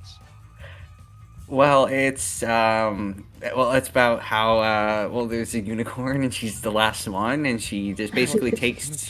I think I don't remember. I think she gets placed under a curse, and she's kind of stuck in human form. And then she's like working in a castle or something. And then I remember there's this tree. There's like a tree that has like these really big boobs. And I was like, Huh? I can't believe I didn't remember that because like some of the stuff with that tree when I was a kid, like I was like probably shouldn't have seen that. And then like Maybe there this was like movie is this rated R. elf I don't know. guy. I mean I can't really remember the plot too much. It's but, kind of, yeah, it is it's, kind of hard to just say like there's one thing that happens. It's just kind of like an adventure in a way. Because it's like there's a lot of stuff happening, but I mean, it's a good movie. It's like it has a very like magical kind of storybook feel, I guess. Yeah, but, like, and I kinda like the in way this it's animated too. Mhm. Yeah. Just that I Uh, rarely heard that one, so I had no idea. From what I heard, it's one of the first, I think, anime properties that got translated to the West. One of the big ones, I want to Yeah. say. In Yeah. the West, I mean America, because in Europe Yeah. we had cartoons that are made, co-productions of European stories and studios with animation studios. So Yeah. in Europe, anime was a bit more spread out back then. But the Last Unicorn was one of the big, I guess, movies / titles, anime titles that were really big in America because they were one of the first ones being brought over, I should say. Yeah, because of course when I was a kid I didn't know that, but whenever I rewatched it, I looked at all the credits and I was like, oh wow, this is a lot of Japanese names. Wow. Oh. For me, okay, I'm gonna go studio by studio or category by category. Disney, Lion King. If you guys want to join me, feel free. For example, Oh, Disney. sure. Disney. I think Disney for me might just be The Hunchback of Notre Dame. Based. Mm-hmm.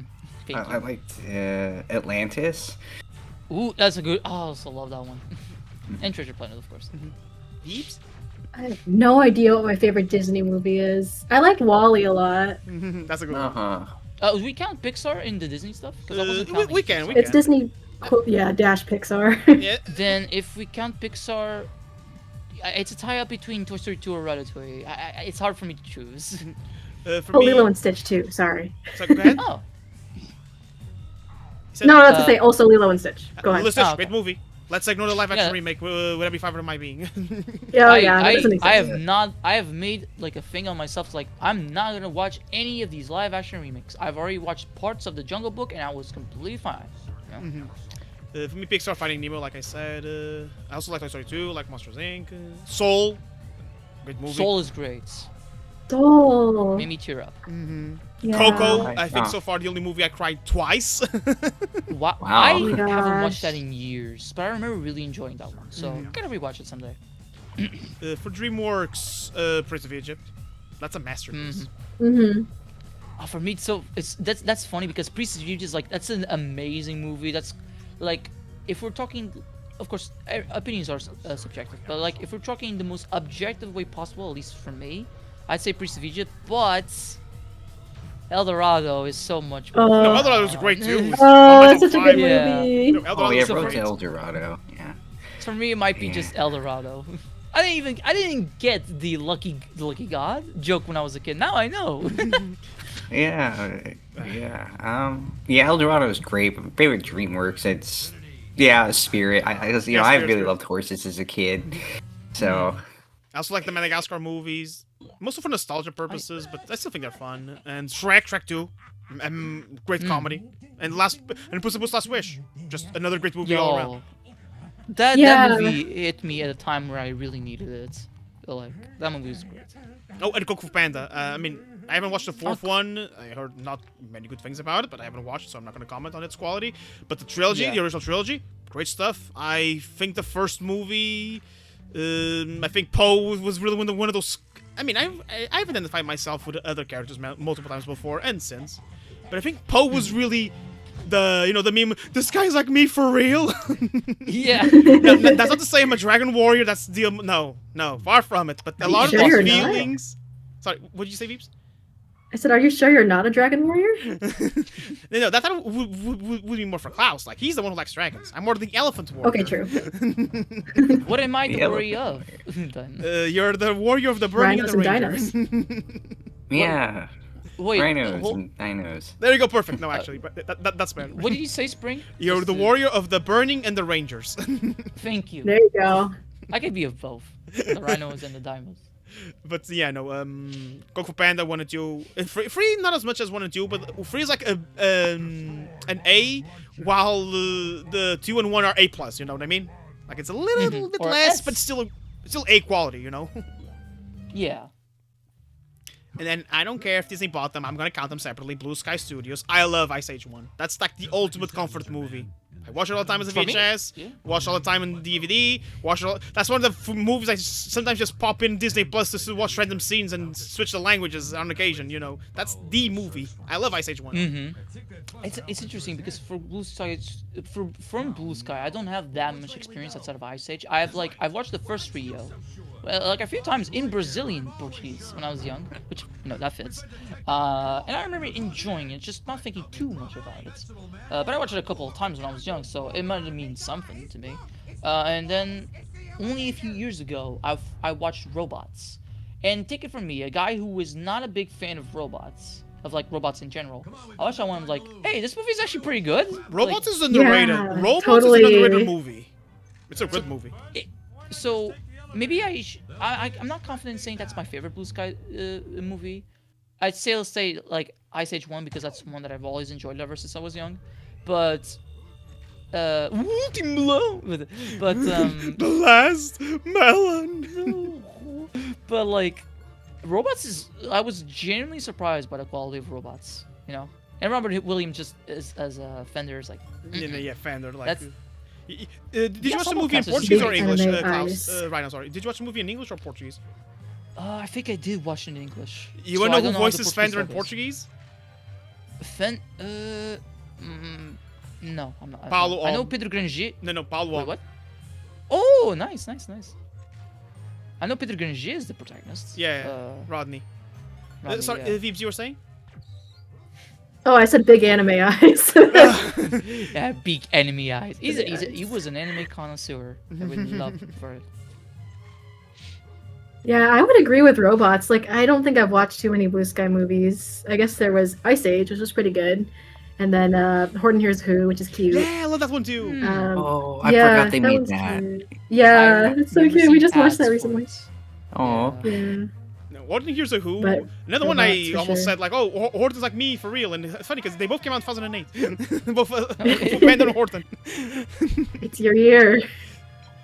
2008, the best year ever. We had Sonic Unleashed. We had Devil May Cry 4. We had the international release of No More Heroes. Yeah, Brawl. Best year. Never mind the economic recession. Best year ever. Yeah. So it's like I think I like Ice Age 2 and Ice Age 3 just about equally. I still like just because I like the whole Yeah, go ahead. sorry. dinosaurs in 3. Yeah. Yeah, I still like those movies and then- for sure. Sorry, go ahead, Klaus. Yeah. Oh, sorry. Yeah. No, and I remember on Ice Age 3, at least I think it was on Ice Age 3, they came out with these popsicles that had like little gummy acorns on the ends of them, and they were like probably the best popsicles I've had in my life, and Oh, wow. I miss them. Aww. Aww. So now you know how Yeah. Scrat We have feels, to recreate Klaus. them. Now you know how Scrat feels. Yeah. Yeah. Glad he got his nut by the end. Phrasing. Is acorn nuts. I did it. I saved the universe. I saved the Yay. whale. Any other companies? Because we can go outside of animation. I was gonna say Sony, and I was trying not to mention Spider-Verse, but it's kind of hard. So yeah, Spider-Verse. Yeah, I mean, I mean, it's Sony so Pictures cute. Animation, if we're talking about that. But what about Columbia Pictures in general? Huh? Who even? What movies did they Movies do? from Columbia Pictures. Yeah. There's a lot of movies from Columbia. Is the Surf's Up one of them? I know Surf's Up is Sony, but is it also Columbia? I mean, Sony Pictures Animation, normally their movies are published by Columbia. So yeah, So because they're both Sony companies. is it's just Spider-Verse like a way from to Columbia distribute. Pictures then, Rhino? Yeah. Then it feels kind of redundant. Ghostbusters is Then also yeah, from then Sony. Rhino, my favorite Columbia movie is different from my favorite Sony movie because my favorite Yeah. Sony movie is Spider-Verse, but my favorite Columbia movie is Surf's Up. Okay, it's a I very know it's- important it- distinction. I have to do it right now. I know.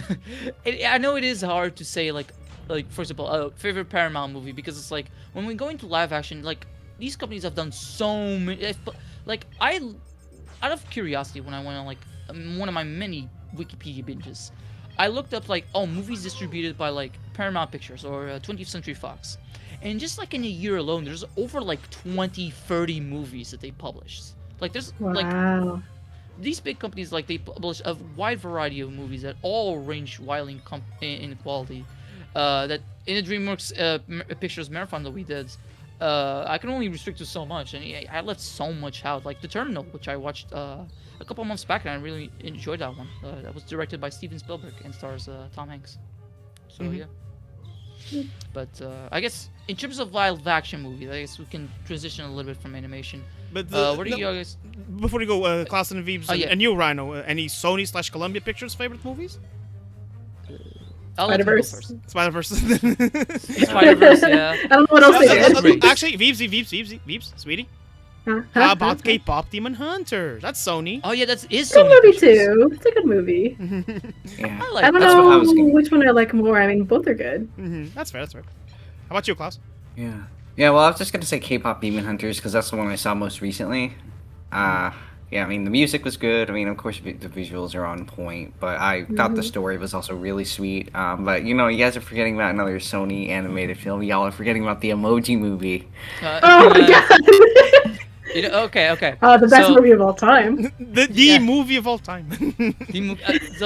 So that's interesting because I remember back in 2017 when people were watching, people were like, "This is shit. This is blah blah blah blah blah blah," and I didn't know what to make of it because like I know that I was not interested in the movie. It didn't look interesting, but I think nowadays the only thing that I take away from that movie is that Patrick Stewart was poop.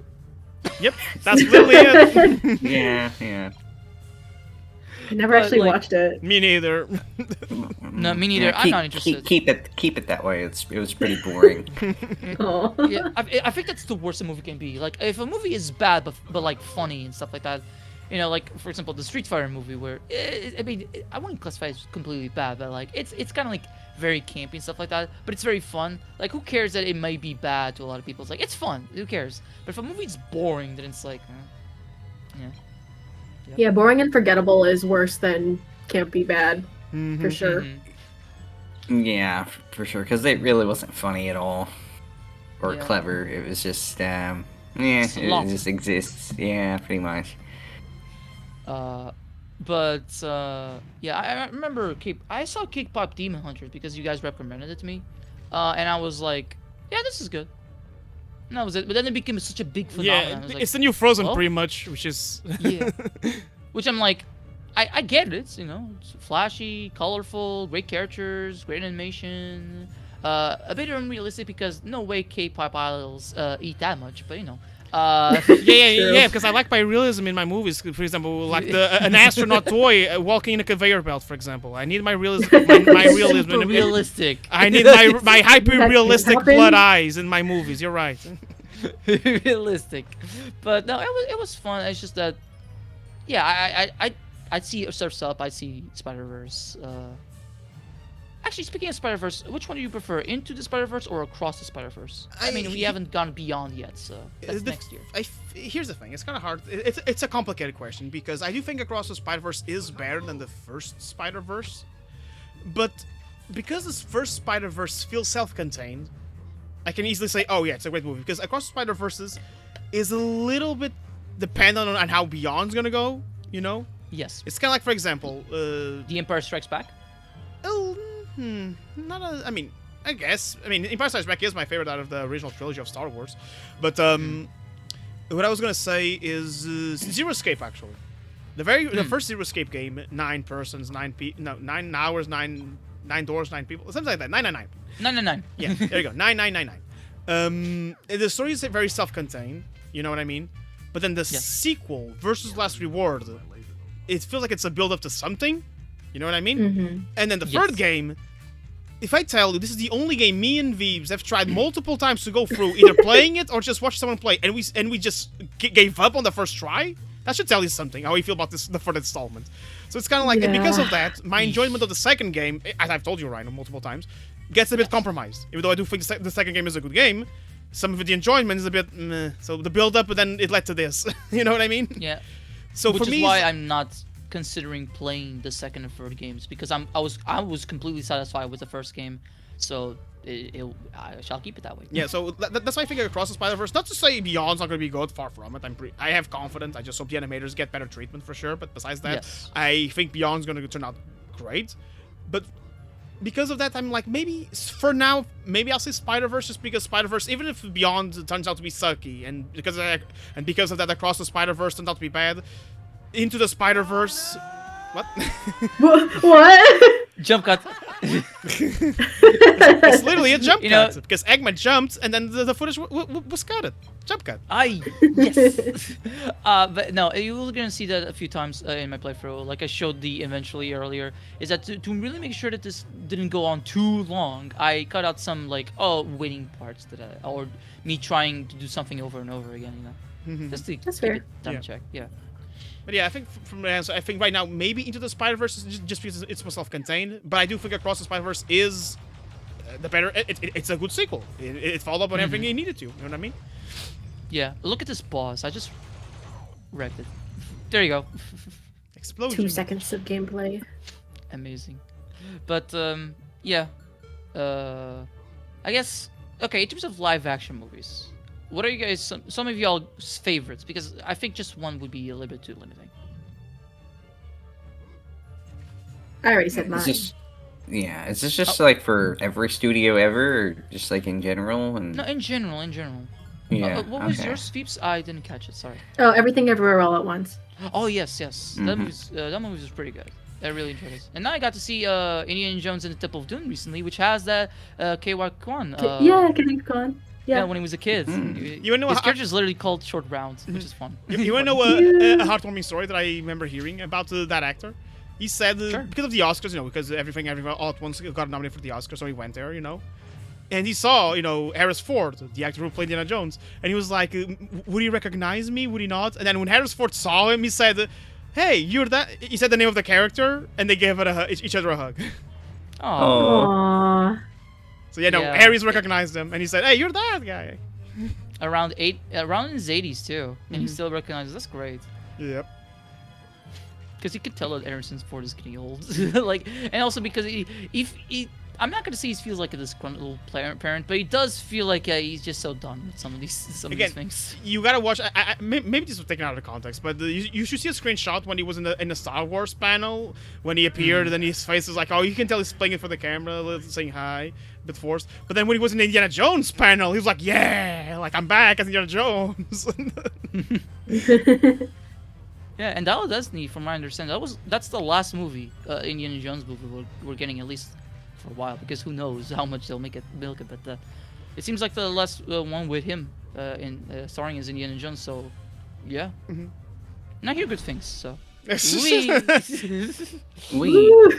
the top of the elevator. But yeah, how about you, Klaus and Spring, in terms of live action movies? All right. Well, like I said, the Terminator and Iron Lung. I also really like. Let's see. I guess I will say my favorite Mads Mikkelsen movie, of course. For him, I really like. It's a Danish film. It's called Flickering Lights.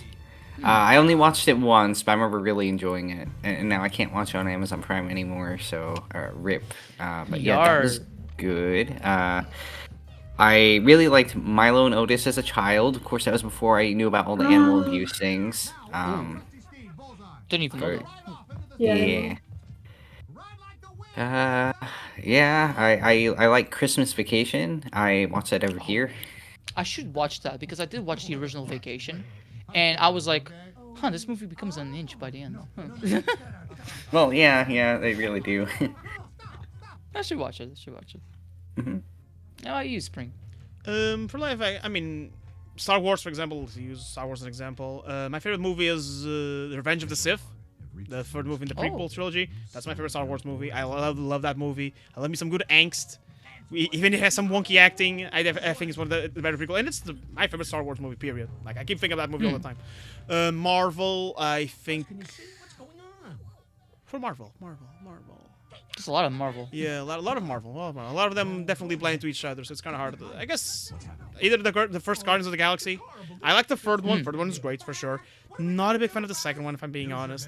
But the third one was amazing. I think third one. But I still think the first one, just because I think it's the first Impact. It's just the first. Oh yeah. It's the first one.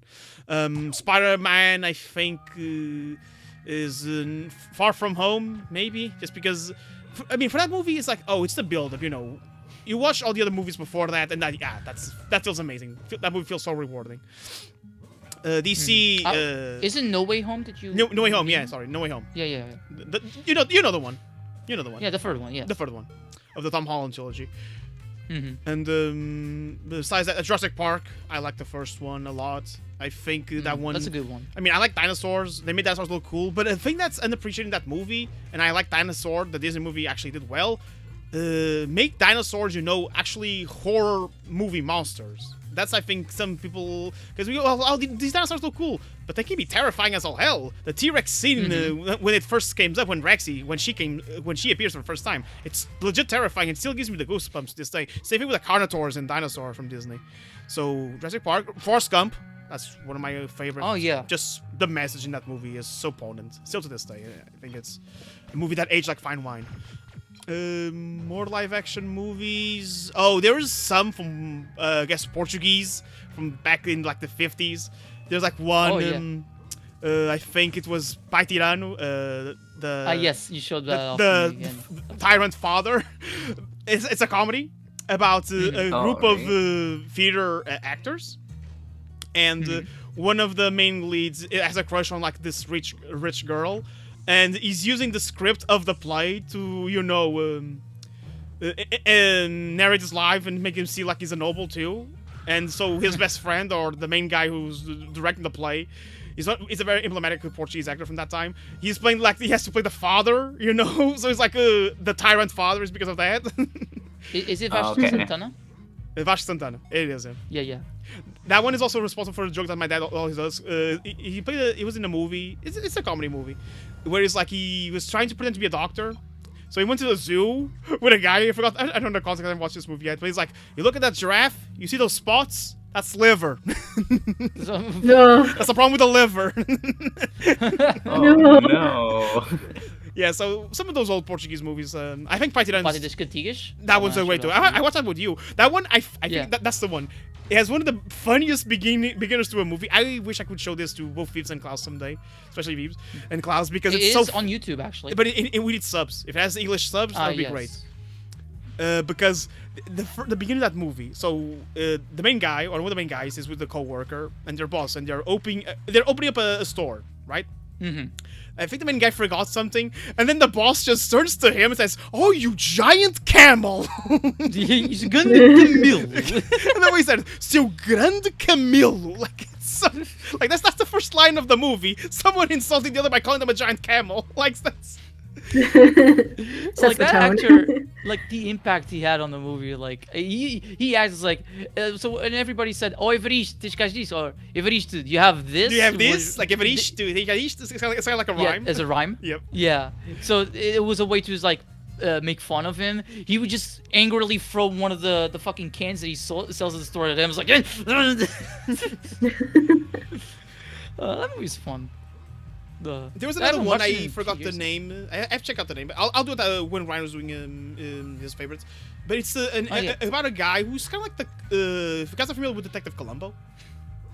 Yes. I haven't watched the series yet, but I really want to.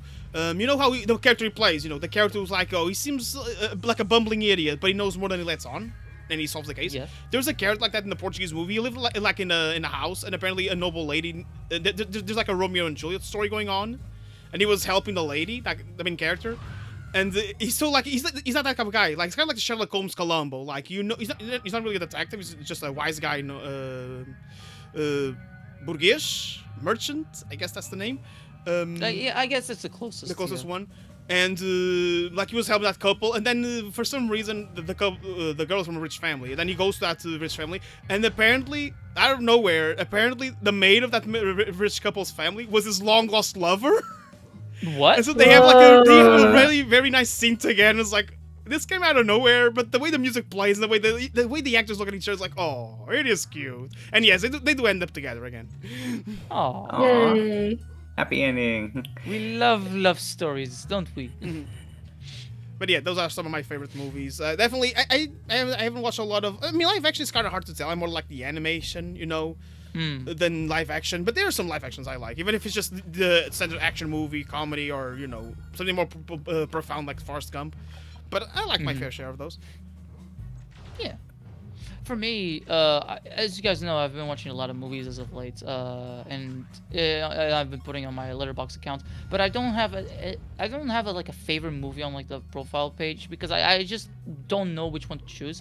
I think in terms of movies that have had impact on me, I'd say Toy Story 2 and Ratatouille were some of the ones. But outside of animation, there's a lot of movies that I like, but one that has truly stood out to me, not so much. Just some movies that I really like for example, Philadelphia. Or something a bit more like action, like the 80s action movies like Rambo or Cobra or one of my personal favorites, Kindergarten Cop. That's like 1990, but like that movie is funny and just fun. It's like it's not a tuna. Who is your daddy? And what does he do? I love that. But of course, there's one movie, one very special movie. That I is hope the that's what I'm greatest thinking. movie of all time. The movie that I think everybody should watch.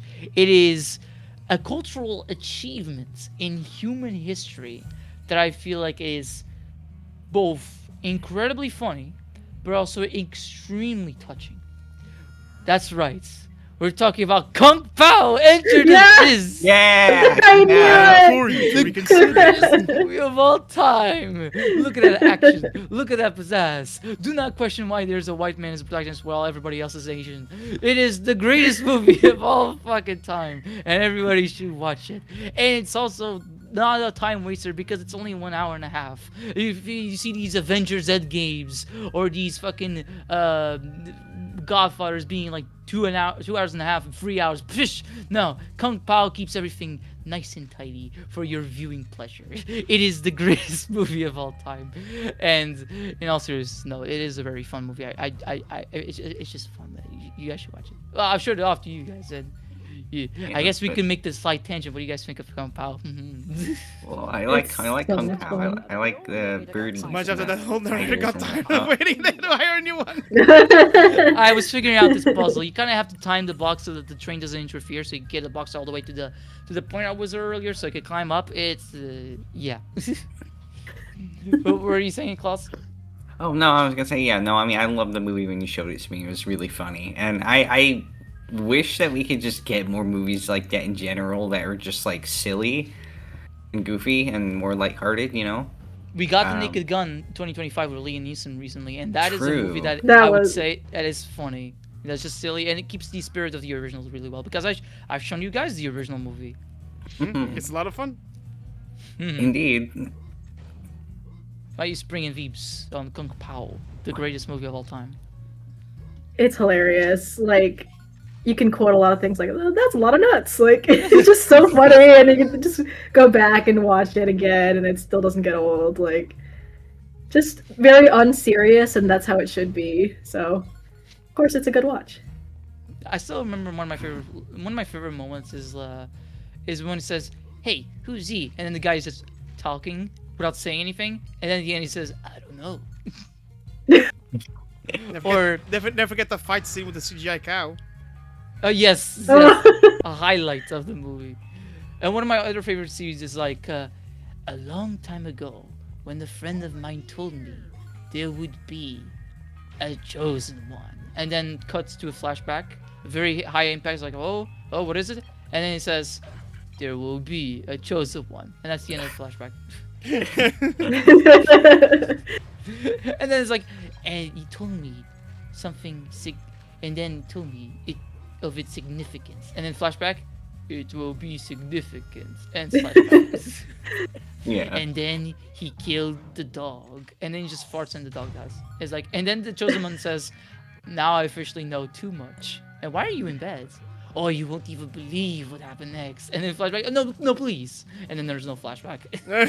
Yeah, that's enough. We don't need to see. I always say to my sister that it's like the greatest movie of all time. It's like, what is wrong with you? And I'm like, what is wrong with you? You don't know me? Yeah. Yes. Yeah, the Portuguese movie is called O Costa do Castelo, so that's the main guy. Costa? His name is Costa. Okay. And okay, some corrections. The main guy, besides Costa, She's so scary. Sorry, go on. Yeah. Her lips look like they're like it doesn't look like lipstick. It looks like blood. Yeah, so scared of her. those These textures, textures. man, those textures. These textures. Yeah. I do like the choice of enemies. It's cowboys and these vultures, which you can think, oh yeah, they were part of the Snakes, collection too. that Woody came from. That's kind of cool. Mm-hmm. Yeah. World building. Why is Ham in the bathroom in the bathtub? Don't make complicated questions. You say that to me all the time. I'll say it to you. Uh-huh. But yeah, My sister also says that too. Yeah, Costa do Castelo, that's the name of the movie. It's the opposite. The main girl is the one that's from a poor family, and the main guy is the one that's rich, and he goes to live with that family in a false alias. And okay, and the twist is actually the mom, the person that I said the main guy, the Costa Castelo guy, is actually the mom of the of the guy. So the mom that's the one says, oh, you cannot date like someone from the the commoner folk. Is the one that's actually Costa Castelo's long lost love. Whoa. Huh. Now, this is a great movie. Definitely one of my favorite Portuguese movies. But yeah, anyway. Toy Story, we're fighting Zurg. Yeah, with Zurg, this is the battle that's bugged in the original because he flies too much away. And also, you can't defeat him with lasers. You can only defeat him with a spin. I will say the spin is utilized like a few times throughout the game, but clearly the laser is the better option for most of the time. Like that. Like unlike that. That's what I meant. But Phoebes, did you ever say your opinions on Toy Story? I don't think so. Yeah, I forgot. Tangents. Tangents. No, I mean, second one's my favorite, I believe. I mean, that Based. one, I have a lot of like, I don't know, I'm bad at rating movies, but I tend to rate them based on emotional impact mostly. And two, yeah, two definitely had that, especially with Jessie's theme and her song, and like you just feel for her. And just like overall, again, really funny movie and just good, entertaining, and fun to watch. So that one's my favorite. I don't know if I like one or three more. I mean, three had an emotional moment as well at the end, but I think one is maybe more iconic, just because. And I've also watched that one more in general, so maybe 2, 1, 3, and then there's nothing past that. Nah, 4 was okay, and 5 I might watch eventually, maybe. I'm kind of curious to see. No, I'm just curious because like it is a You're part of the problem. Nowadays. I didn't say I was gonna watch it in theaters. You're giving money. No, I'm kidding. Yeah, I do think that they're definitely overusing Toy Story. Like, I get why they're using Toy Story because it's toys, and this is the only franchise that really does this, and it's gonna tackle more modern concepts like electronics and stuff. So it's relevant, but I'm also kind of sick of it. Like, okay, we've seen so many movies with these characters. I don't dislike them, but I'm tired of it already. So yeah, I guess we'll see. Yeah, personally, I won't watch 5 because while the premise does look interesting in some regards, I'm not sure if I'm really that curious enough. But you know what caught me by surprise recently? Hopper is actually being pretty good. That I caught me by surprise. know. I'm curious. I think the guy who directed it was the same guy who created We Bare Bears. Yeah, I've never yeah, watched the yeah. show, but I watched a few episodes. It's a legit, it's a comfy show. Ice Bear's best character. Ice Bear wants justice. Ice Bear. Ice Bear wanted to do that. Is he speaking like DK? No, he speaks like this, very monochronically, short sentences. Ah, okay. Klaus, did you share your thoughts on Toy Story? Oh yeah. Oh yeah. I guess 2 is my favorite. But We all like love 2. yeah, we all love 2 in this house. I remember like the ending of 3 when they're all about to go into the incinerator. That was really intense. You know, and it felt like this 3 really did feel like a good end to the franchise. You know, Yes. but then I think Lotso has very like intimidating aura, and but like the really the one scene that I just like remember is like how he said he was abandoned at the rest stop, and well, my family, we used to take lots of road trips across America, and we stopped at loads of rest stops like that. So it just kind of makes me nostalgic for all of our little American road trips. Yeah. So yeah, because like they legit look just like exactly like it. So yeah, and then 4, I don't really remember it too well. I remember thinking, oh, it's cool that Bo Peep is back and stuff. And yeah, and for 5, I don't know if I'll see it. I mean, definitely not in theaters, but like maybe I, rent it at some point in the future, just if my mom and brother wanted to watch it for fun. But yeah, it's just kind of like it's definitely not gonna. I don't think it's gonna age very well because it's dealing with the, of course, like Bib said, the whole technology versus technology theme, which is, yeah, because it's like, okay, the movie's gonna be about the iPad babies, yeah. And I wonder how that's gonna change in the future for society, but I can only speculate so much, Well, I mean, these kids, their attention spans are absolutely garbage because they're all watching Cocomelon, and parents aren't spending time with their kids, actually raising them to be decent human beings because they're just handing them the iPad. Yeah. Yeah. So I'm kind of like glad that I was born whenever I was born, and I didn't have an iPad as a baby, and then I got actual stimulation by we're going back to playing video games and playing lots of Pokemon and like doing actual reading and because video games before they had the voice acting, lots of reading and all that stuff. But these kids aren't getting any stimulation at all. Yeah. Yeah. It's interesting because I always found myself in a precarious position and with that stuff because I was born in a time where my family was completely okay giving me PC. They gave me a PC at a very young age, Mhm. and they didn't monitor me.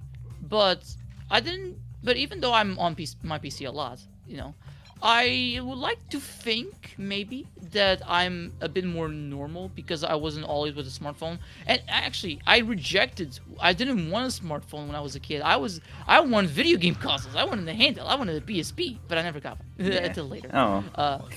So because I prefer just like gaming and stuff. To be honest, I'm actually not much of a reading person, but I'm coming around a little bit because I'm reading down the manga, and I'm enjoying the fun with that one. That's good. But I'm not much of a reader person. Like, if you want a reader, that's my sister. She's the bookworm. But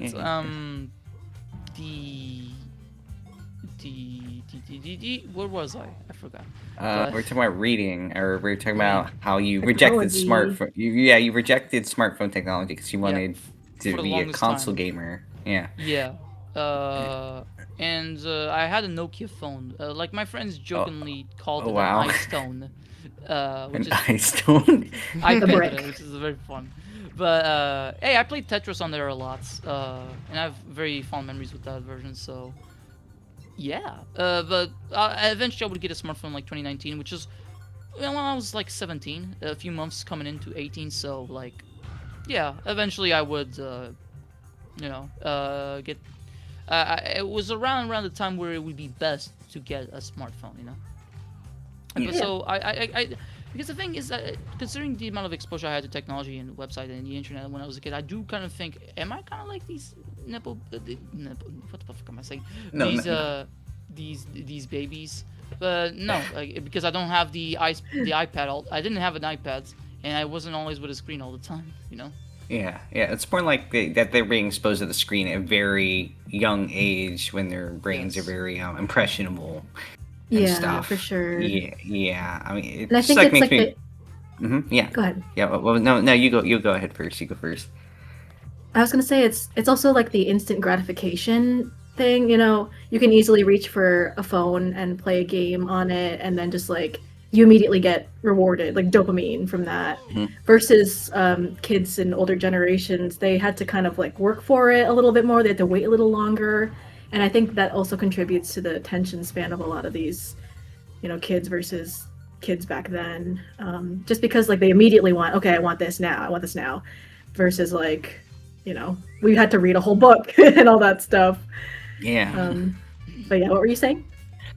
Yeah, I was gonna say like it just like depresses me when I go out to eat at a restaurant, which is very rare once in a blue moon, and I just see these like families, and instead of them talking and having conversations and actually like interacting with each other, their kids are just like playing on their phone. And I mean, I saw like a kid once was just like watching My Little Pony Friendship is Magic on the iPad while their family was eating dinner in the restaurant, and I'm just like, no, you're supposed to be talking to your kid and having actual like socialization going on.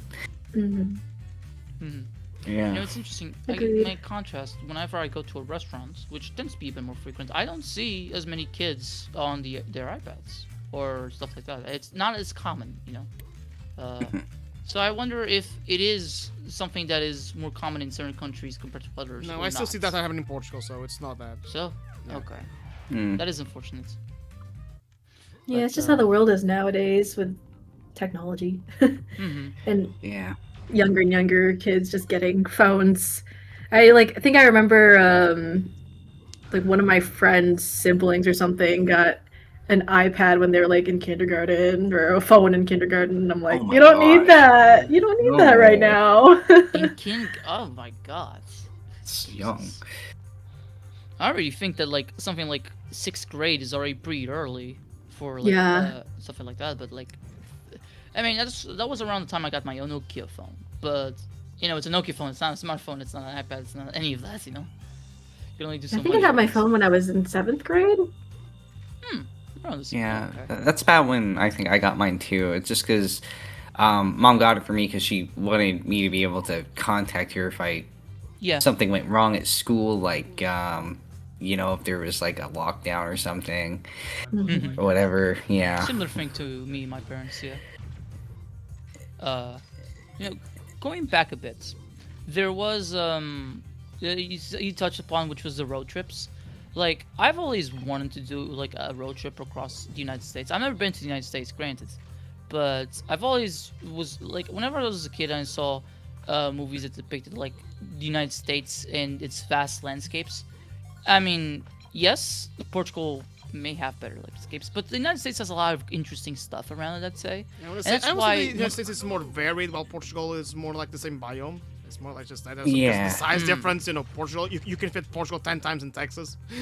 yeah, Well, yeah. It's pretty much the United States has pretty much like every biome imaginable because you know we have like snowy mountains. We have, I mean, loads, so many different forests. We have Deserts. like more tropical forests. We have we have deserts. We have, you know, we have pine forests. We have I mean like pretty much like every landscape you want to visit you can here.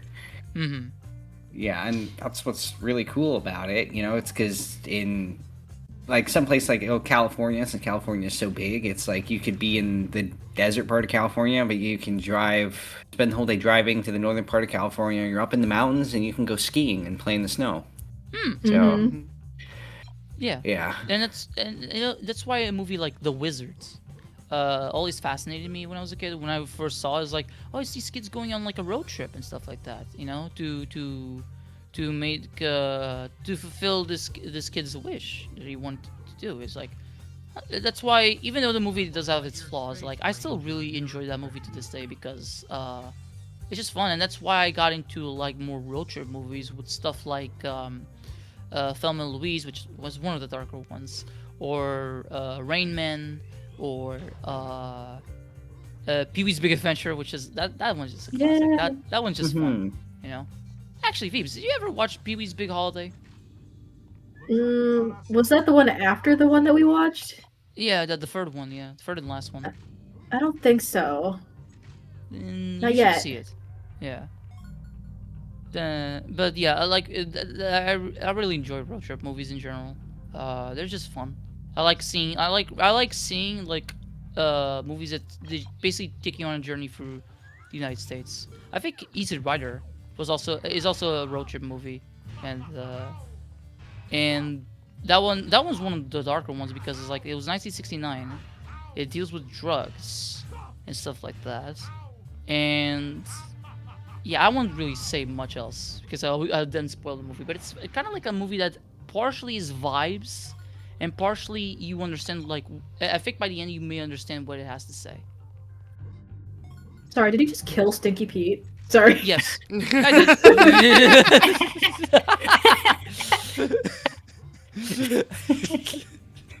That should go on the Rhino Wall of Fame.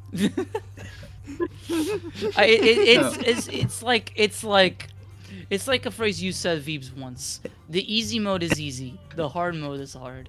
Am I wrong? No, but you know.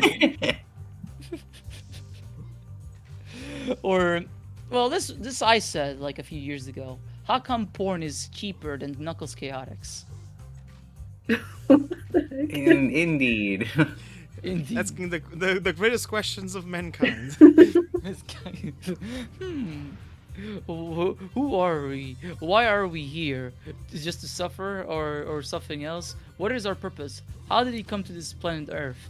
How come porn is cheaper than Knuckles Chaotix? And can why they is beat the easy Goku? mode? Can they beat Coke? Exactly. Exactly.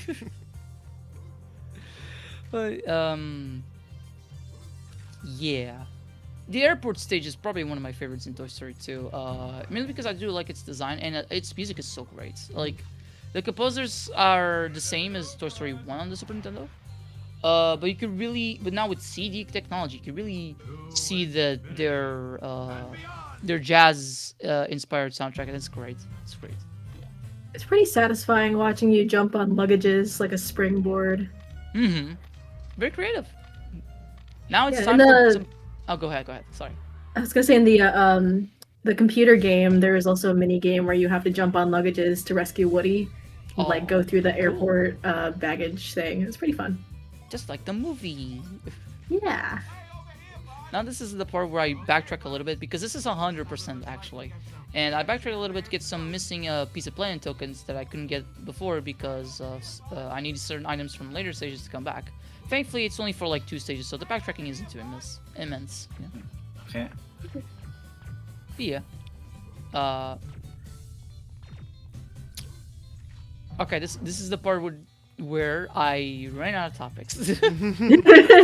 Can anybody help me? More licensed games we liked. I remember just now. Yeah. Timon and Pumbaa CD-ROM game I had when I was a kid. That was like one of the best video games of my childhood. No, I'm over exaggerating. It was a simple whatchamacallit, a mini game compilation. Like we had a pinball game, we have a Frogger type game, we have a shooting gallery, we had a Puyo Puyo, or to translate this to Klaus, the Dr. Robotnik's Mean Bean Machine type game. And oh yeah. And there's another one. This one. I think Veeps, you play this game you play this game too, right? I remember you and I talked about this game once, because there's this one game which is it's a space shooter clone, right? But your spaceship is a warhog, and your projectiles is burps, and your aliens is things that are dropping from a tree. And because Timon he's supposedly shaking the tree, but the way the animation is done, it's like he's humping the tree. Yeah, that's right. Oh. It's like And they had a really fun pinball. Yeah, I had a lot of fun with that game. So yeah, I wish it still worked on my modern PC. I think there's ways around it though. So yeah, that's one licensed game. How about you guys? Let's go one at a time. Well, yeah. When I was a kid, there was like this. So before I got like legit video game consoles, before we got my GameCube, I played a lot of those plug in and play things. Those little plug and play games that would come with the joystick, couple buttons, and have like 5 or 6 games in the pack. And there was this Disney one we used to play, and well, the game I remember in it was a Lion King thing game, and it was called Fruit Drop, and it was kind of like the Puyo Puyo. It was like the Dr. Robotnik's Mean Bean Machine, and yeah, we were obsessed with that game when I was a kid. I wonder if it was based on the CD-ROM version of Timon and Pumbaa. I wonder. Yeah, and I kind of wish we still had it, because yeah, it was a fun little game. I'm surprised we never talked about Epic Mickey. Oh yeah, that counts, briefly right? touched it, but Spring just briefly mentioned it. Yeah, you mentioned it. Yeah. I mean, do you want to talk about it? I mean, it's just something that I remembered some of us playing. I I think that haven't it's played it yet. I think it's Yet. yet maybe. I don't know when I'll get to the game. To be honest. I really I enjoyed mean, it. like, I appreciate it. Yeah, go ahead. No, you go first. I already talked a lot. Oh no, I like its attention to detail on the Disney parks, especially, because like every area is based off of a different park in Disney World. So like you've got Adventureland, you've got like Tomorrowland, you've got like even it's a Small World section for Fantasyland and stuff, and it's like I mentioned this in an earlier call outside of the recording, but like there's the hippo that shows up in the Africa section of It's a Small World, and it's like really creepy because one of its eyes doesn't work, and it's scary to me. Yeah, but then they show it again in the game. FNAF. Oh no. Yeah, it's like FNAF. But it's just so cool. Even the structures are like mostly the same. So, and I don't know if this is a spoiler, but like, I guess maybe a little bit of a spoiler. But the clock in It's a Small World also plays a role in the game as like a figure you will encounter. Interesting. Kind of cryptic. Yeah. Yes.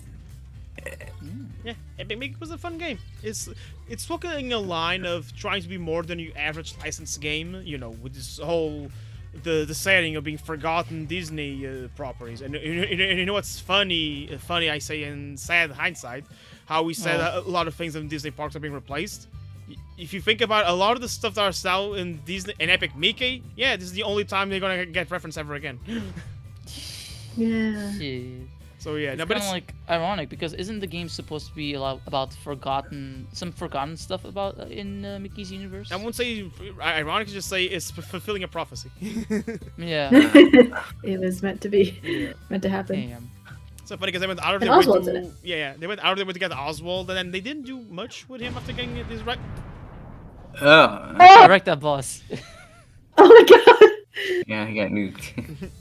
Anyways. Yeah, Oswald the Lucky Moving Rabbit. on. Disney didn't do Yes. much with him after getting his rights. There. Yeah. Outside of putting him in the trash in one of the Mickey Mouse shorts.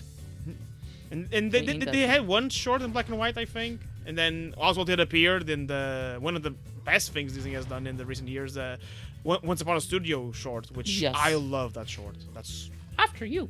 I love that. and then Cusco's like, oh, not touchy. It's so funny. Yeah. Cusco and Oswald interacting like what? And David Spade is a llama.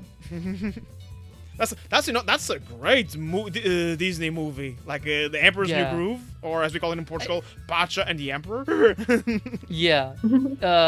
It's interesting that they highlight Pacha in like those funky letters compared to the regal letters onto the Emperor. I can sort of see what they were going for, but it's a bit of an interesting name. At least, I mean, it's not as direct as the Brazilian name, which is a novo onde do Imperador, which is like, okay, It's this a is a bit more direct, literal. yeah. They're translating the movie directly. Meanwhile, here in Portugal, in the Portuguese version, in the European Portuguese version, it makes it seem like Pacha's the main character. I mean, he is the second most important, but the first one is Cusco though.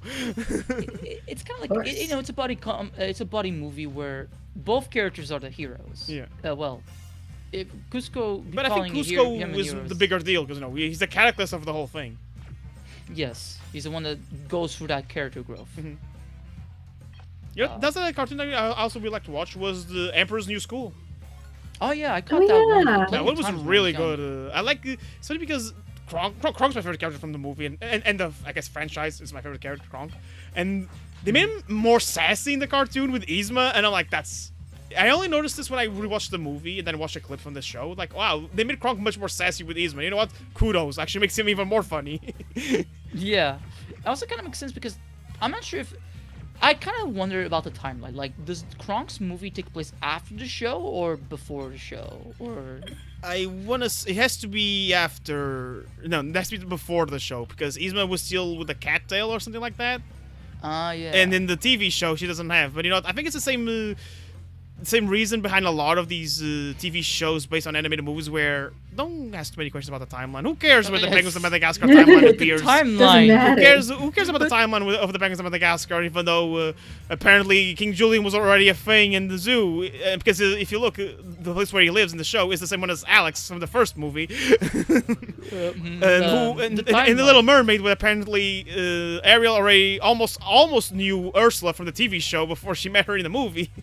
almost. Wait, really? No, it's like the way they go around is trying to imply, okay, she didn't meet her, but she almost met. It's kind of like, oh. Oh, I see. So it's kind of like, Okay, oh, it's it's not kinda- as big of a deal as the movie made it seem then in the TV show because they almost met. Almost. Okay, but it's not as timeline breaking, you know. But it's still like, wow, she went on a whole adventure with an orca? Where was this orca in the movie, you know? Yeah. But what were we talking about before? Licensed games. God. And then Like we talk about Licensed games. Licensed games, and I guess for me, I don't have. It's interesting. When I was a kid, I didn't have as many experience with licensed games. I had like what, Cars 2 and the Beatles rock bands, and I guess I had Over the Hedge, but that cartridge was lost so long ago that I don't know. I don't have any memories with the game. But I think in more recent years, I've given some of these licensed games a shot, like Toy Story 2, the game you're seeing right here, where I played it and I was like, yeah, this game is awesome. I wanted to get it, and then it was delisted on the Portuguese store, and I was like, what the hell? So, Terrible timing. yeah, but another game that I've done a commentary on, Castle of Illusion. That's a really fun one. And now me and Spring can say we've played World of Illusion recently, and that was fun. That was a fun game. That was a legit fun game. But in terms of other licensed games I've played, let me see my library. I don't know.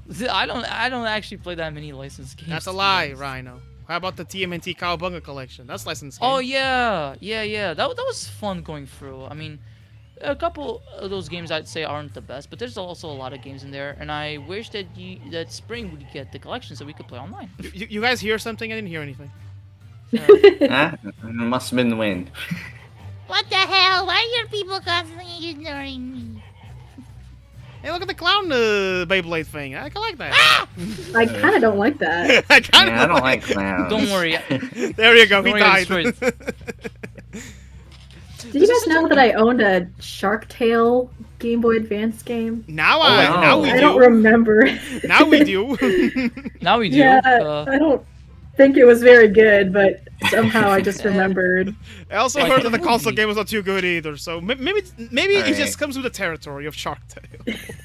Yeah. I mean, I still remember. I still like Shark Tale is one of those movies. I like. Yeah, it's bad, but like, It's it's fun. also kind of. You know, it's also fun. It's kind of like what funny. Veeps and Yeah. you said, Rhino, before. It's like, but I'd rather have a bad but still fun movie than just a boring slop, you know? Yeah, and in the case of Shark Tale, I'll never forget this. It was me, you, and Klaus that were watching it. Klaus has this thing of saying "aw gee," and then Lenny said "aw gee," and it's like I think we remind me, Spring. How, Okay, what exactly I'll tell. happened? So, Yeah. we watched the movie. We watched it in the English dub. Yes. And at one point, I think it was during the diner scene. Oh, yeah. It's when the Don Lino, I think that's the name of the main shark think- guy, yeah. voiced by Robert De Niro. He wants to force Lanny, the vegetarian shark, to eat meat, air quotes. He wants him to eat shrimp. Shrimp. And he says, here, I want you to eat the shrimp. And he's like, oh, gee, Dad. And then I remember we paused the movie, and Rhino said, oh, is it kind of like you, Klaus? Are you Lanny? And then Klaus, legit, he was, in his purest innocent form, his response was, oh, gee. Yeah, we Yeah. laughed our asses off. we just laughed like a good minute or so. I'll The never most forget class that one. line ever. Yeah. Yeah. Oh, Klaus, it's your- gee. Yeah, there you go. He said the Oh, line. gee. The line.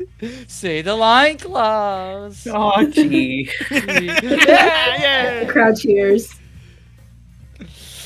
What? I'm starting to think like, what is the catchphrase for all of us? Because Klaus is RG, but what about me? What about you? What about Thieves? I kind of want to. Now I'm curious about that now. I mean, you I gave didn't think me about that one. you and me gave me a catchphrase once, and I never noticed I had, which is at least that. At least that, yeah. You said it a lot last year. And you, Thieves. I don't know. I haven't been around long enough for that. Oh, I thought you were the oldest one here. I am the oldest one here. Yeah, I'm I know, the every time grandma. Vips talks, yeah, she always says, like, every line she says is always very original. She doesn't really have any Very catchphrases that popped up Oh. yet. Yeah. Yeah. Well, And I'm not sure about me, to be honest. Yeah, I think you have too many. I forgot. That's the newest one. That's the newest one. Rhino being a dumbass. Take 37. You know Yeah, what go ahead. licensed games are good that which, I haven't mentioned, but I remembered again? Taro? That, but also the Lego games, The like Lego Lego games! Star Wars, Yeah. Lego Batman, like those are really good. It's very funny because I grew up with Lego, especially Lego Duplo, and I remember I think the collection was the Little Forest Friends, and we always called them the TTs and stuff like that. And I was like, oh, I remember like always playing with them when I was young.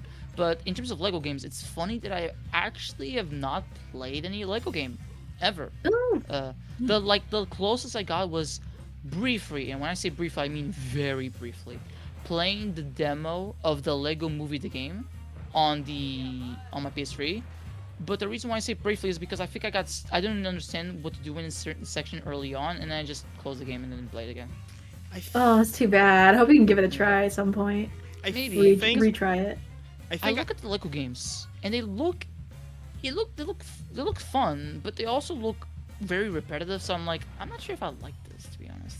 no, I think it's kind of like what But- Scott was said. Like you just pick the version of the franchise you like and play the game, and yeah, that's it. You don't play anything else. Yeah. Because it's a torture to play all the games. Yes. I Yeah. feel like that Lego Batman game that's coming, like, I think soon. That's like kind of like a Batman Arkham game. That is probably the one that I'm most interested in, to be honest, because it feels like an Arkham game, and I've always wanted to try the Batman Arkham games someday. So, yeah, I guess you consider that a licensed game. I played Batman the video game, and that was fun.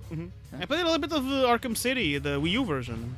Oh. It was good. It's one of those games I Wow. really wish I had my Wii U was still plugged in so I could play that one. 'Cause that game legit was good. The little bit I played, so not anything trilogy. substantial. The trilogy is now on Switch, and it plays great on Switch too. So, yeah. In case you're curious about revisiting those, and you get Arkham Asylum, Arkham City, and Arkham Knight. Arkham Origins does not exist. You made it up. Yeah, I briefly played Lego Star Wars 2 on my GameCube, but I never beat it because I got stuck in some part. But I made it pretty far, I think. And then I also played the Lego Indiana Jones collection on my Xbox 360. And that's about it. Yeah. Yeah, it was one of the games that I played with my brother because he was the one who got the game, and then you could do multiplayer. So Oh, played a yeah. little bit of that with him, especially the Star Wars one. The Lego games are great for co-op, in general. Briefly speaking on the game here, this is the last major stage of the game, and this stage is big. So this is probably the stage that actually takes me the most amount of time. I had to edit some stuff because you basically get on the plane and you have to wait on its wings to reach one of the spots on that are one of the buildings. So it takes a bit, you know. I edited those out. But yeah, other licensed games. Let's see.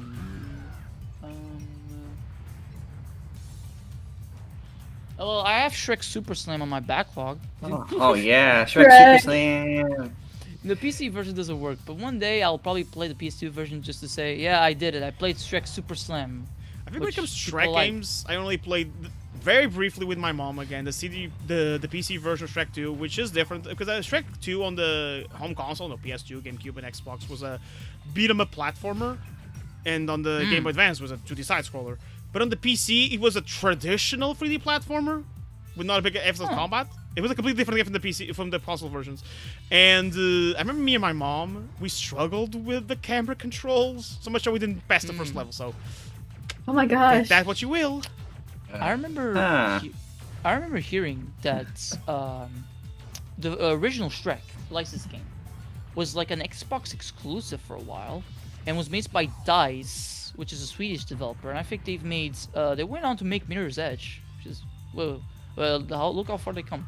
And the game was kind of like shit because the thing is, it didn't really adapt the plot of the movie. It kind of did its own thing, with pieces of the original plots, and it just kind of, and from my understanding, it's just not great. And the camera controls are also one of its issues. So, yeah, the more things change, the more they stay the same, huh? For me, when it comes to, I don't remember because I'm looking back at Disney specific games. There's three I want to mention. Two are very similar. Is the Hercules video game and the Tarzan video game. 2D side scrollers. Tarzan was in 2D, like in sprite form, and we did it, the video that talks to you. Kick it, Danny. Jack him. Kick it, Danny. And then Tarzan was in 3D graphics, and it definitely looks. It aged worse than Tarzan visually, but a game I played a lot as a kid as well. And they're very, very simple 2D platformers, but very fun game. So for both of them. The other one I would say is not really a game; it's more like a franchise. Is the Disney storybook games, kind of similar to the Activity Center that Steve was talking about. Only these ones would just adapt the movie, and then you would just click on things as they told the story in the book. Huh. I had the 101 Dalmatians and the Pocahontas one, if I remember correctly. You reminded me of the Hercules game. I remember back when I was a kid, I actually did play that or watched that game. I forgot if I played it or watched it. Someone play a neighbor close by. Back when I used to interact with him. That was also very brief. So, but I remember that memory of playing it, and I remember that I wanted to get the Hercules. But little did I know that years later I would find out that the game actually gets pretty difficult. So, I would have to think about it before jumping in. No, it's a little command at the end of the day, especially you who played the hard games before. I don't think Hercules is going to be that different of a jump, right? Right, rewind. Woo, like an old school gamer's worst nightmare. Ooh, Mike Matei, Minecraft. Ooh. You know what, Rhino? There you go. You're talking about Rewind. How about the Disney Afternoon Collection? You played it. Yeah, I played it and it was fun, and now I kind of want to get it again on the Switch too, especially because the collection is just $20, and I'm like, yeah, now it includes 2 new games, Goof Troop and Bonkers, and I was like, those are exactly the games I mentioned in my review that I thought it should include. And I think the reason why this collection got re-released is because Digital Eclipse is now owned by Atari, and Atari has been making a lot of effort to like revive certain things. And it seems like they listen to feedback. It's like, hey, this is the one collection that a lot of people said, this should have been on Switch. Why isn't it on Switch? Now it's on Switch, and Switch 2. And with exclusive stuff. Haha. That's great. And it's getting a physical copy eventually, I think. I don't know when, though, but I hope I get that one. Because Atari has also been making some Switch 2 physical games on the cards, not game key cards. Like the Mortal Kombat Legacy Collection. It's a bit more expensive on Switch 2, but it's on the card. So that... I like that. Me likey. I want to support that. Also, the Indiana Jones game in the Indiana Jones in the Great Circle, that's also going to be on the card on Switch too, and that's nice. I like it. It makes me want to play it, you know, especially now that I'm watching the Indiana Jones movies. So that's nice. Are you gonna try to watch all of those? Yeah, probably slowly but surely. I think I may watch the third one soon. But I was also recommended a different movie recently called The Goonies. Oh yeah, I watched that movie. about Yeah, that. I watched that movie once with a friend of mine. Yeah, Is it good? yeah, it's good. I remember hearing good things about it, but yeah. So I may watch that soon as well. And then Indiana Jones. I watch a lot of movies. I could just go through my letterbox and just talk about movies. You know what? Let's do that right now. Okay, I probably won't do all the movies because I've watched a lot of movies, but let me just pick out a random movie here. Okay, the app is loading. Fuck me. hey, no, I have a topic for the table. That's both a movie you've watched and a game you've played, I think. Go ahead. Bill and Ted, dude. Okay, Remember when you wouldn't shut up about us, dude? Dude, it's excellent. Okay, so my story with Bill and Ted is actually very funny because I saw the excellent retro game collection on the eShop one day, and I saw the news that the game was going to be delisted because the contract, right now it's like, oh, that's unfortunate. It's only $10. Oh, it's on sale. Okay, then let me get the game.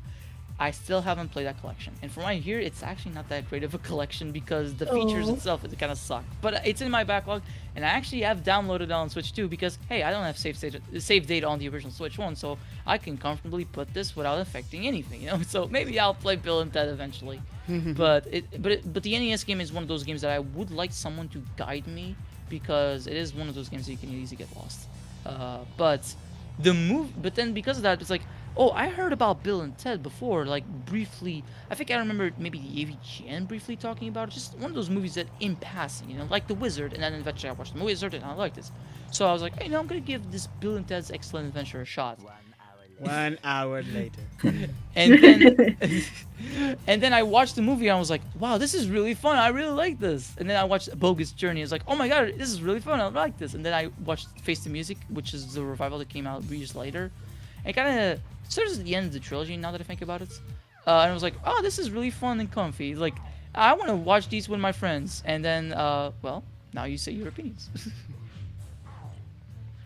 Rhino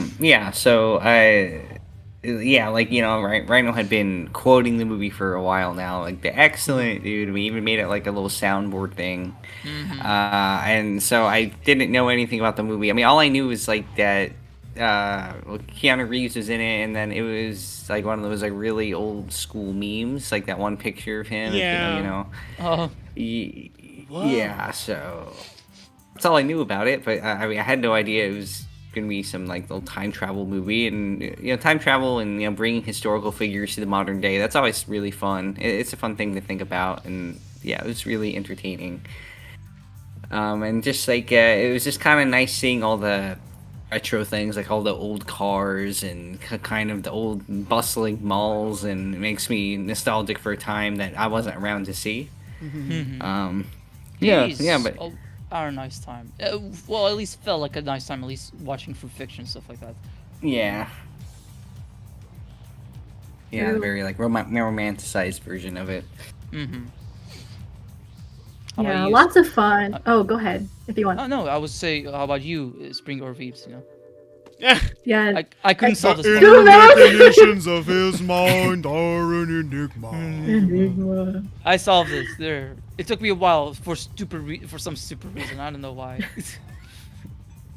Got a much closed. Anyway, Veeps, what do you think of Bill and Ted? So much fun. Like, I was not expecting to have as much fun as I did. Really silly adventure, like Klaus mentioned, gathering all the historical figures and just like being super dumb but really funny at the same time. Heavy metal. And like the characters are so likable, like the main two guys, and just like they're just having a blast. The movie's really goofy, and like just the attitude of everyone in that movie and just the attitude of the movie in general just makes for like it made me smile a lot, Mm-hmm. Smile I and should laugh. show you guys a so. sequel. I really should. Yeah. Bogus Journey, where, well, just to give you context, the original title was going to be Bill and Ted Go to Hell. So that should give you some Oh idea. no. And who's that person on the poster? That's Steph. Oh my god. That movie's bonkers, I love it. Not as much as the original, but like, it's still very fun. But, about you, Springy. Yeah, I like about that movie you showed me. It's a fun movie. Again, like Klaus and Veep said, I like the different takes on specific historic figures and seeing how they interact in modern times. Joan of Arc, Socrates, and all those stuff. And Bill and Ted are scared. They're just giant goofballs, but they're fun to watch. 2 hours later. They're just fun characters to be around. They're dumb, but they're not annoyingly so. There's a sense of... I don't know how to explain it, but like... they're dumb, but they're endearing in a way. Yes. You're not, oh, you're a dumb, just stop talking. No, they're dumb, but they're fun, They try their best. And their friendship is really believable, especially, when there's a moment when one thinks the other died and goes all bazong, and then the other guy, no, I just hid here, dude. And it's cool. It's a fun movie. It's a really fun movie. I really should show you guys a sequel. But, yeah, I will eventually play the game, and I actually do want to watch, at the very least, the first season of the cartoon, because the first season was animated by Hanna-Barbera, and I'm like, oh. Oh, And cool. 3 hours. No more. Come on, SpongeBob. I don't have more title cards. I love that joke. And there you go, that's the last SpongeBob joke in the comic. A lot of SpongeBob jokes in the story commentary. It was actually very coincidental, because I just thought of a bunch of SpongeBob jokes along the way, but then I realized, wait a minute, SpongeBob premiered 1999, Toy Story 2 was 1999, it fits. It's like Yeah. poetry, it rhymes. George Lucas. I wonder how he's doing now. He's probably just like tired and just enjoying his life, maybe. I don't know. Hope But so. yeah. What were you gonna say, Peeps? Oh, I said hope so. Enjoying his Yeah. life. Indeed, this is occurring.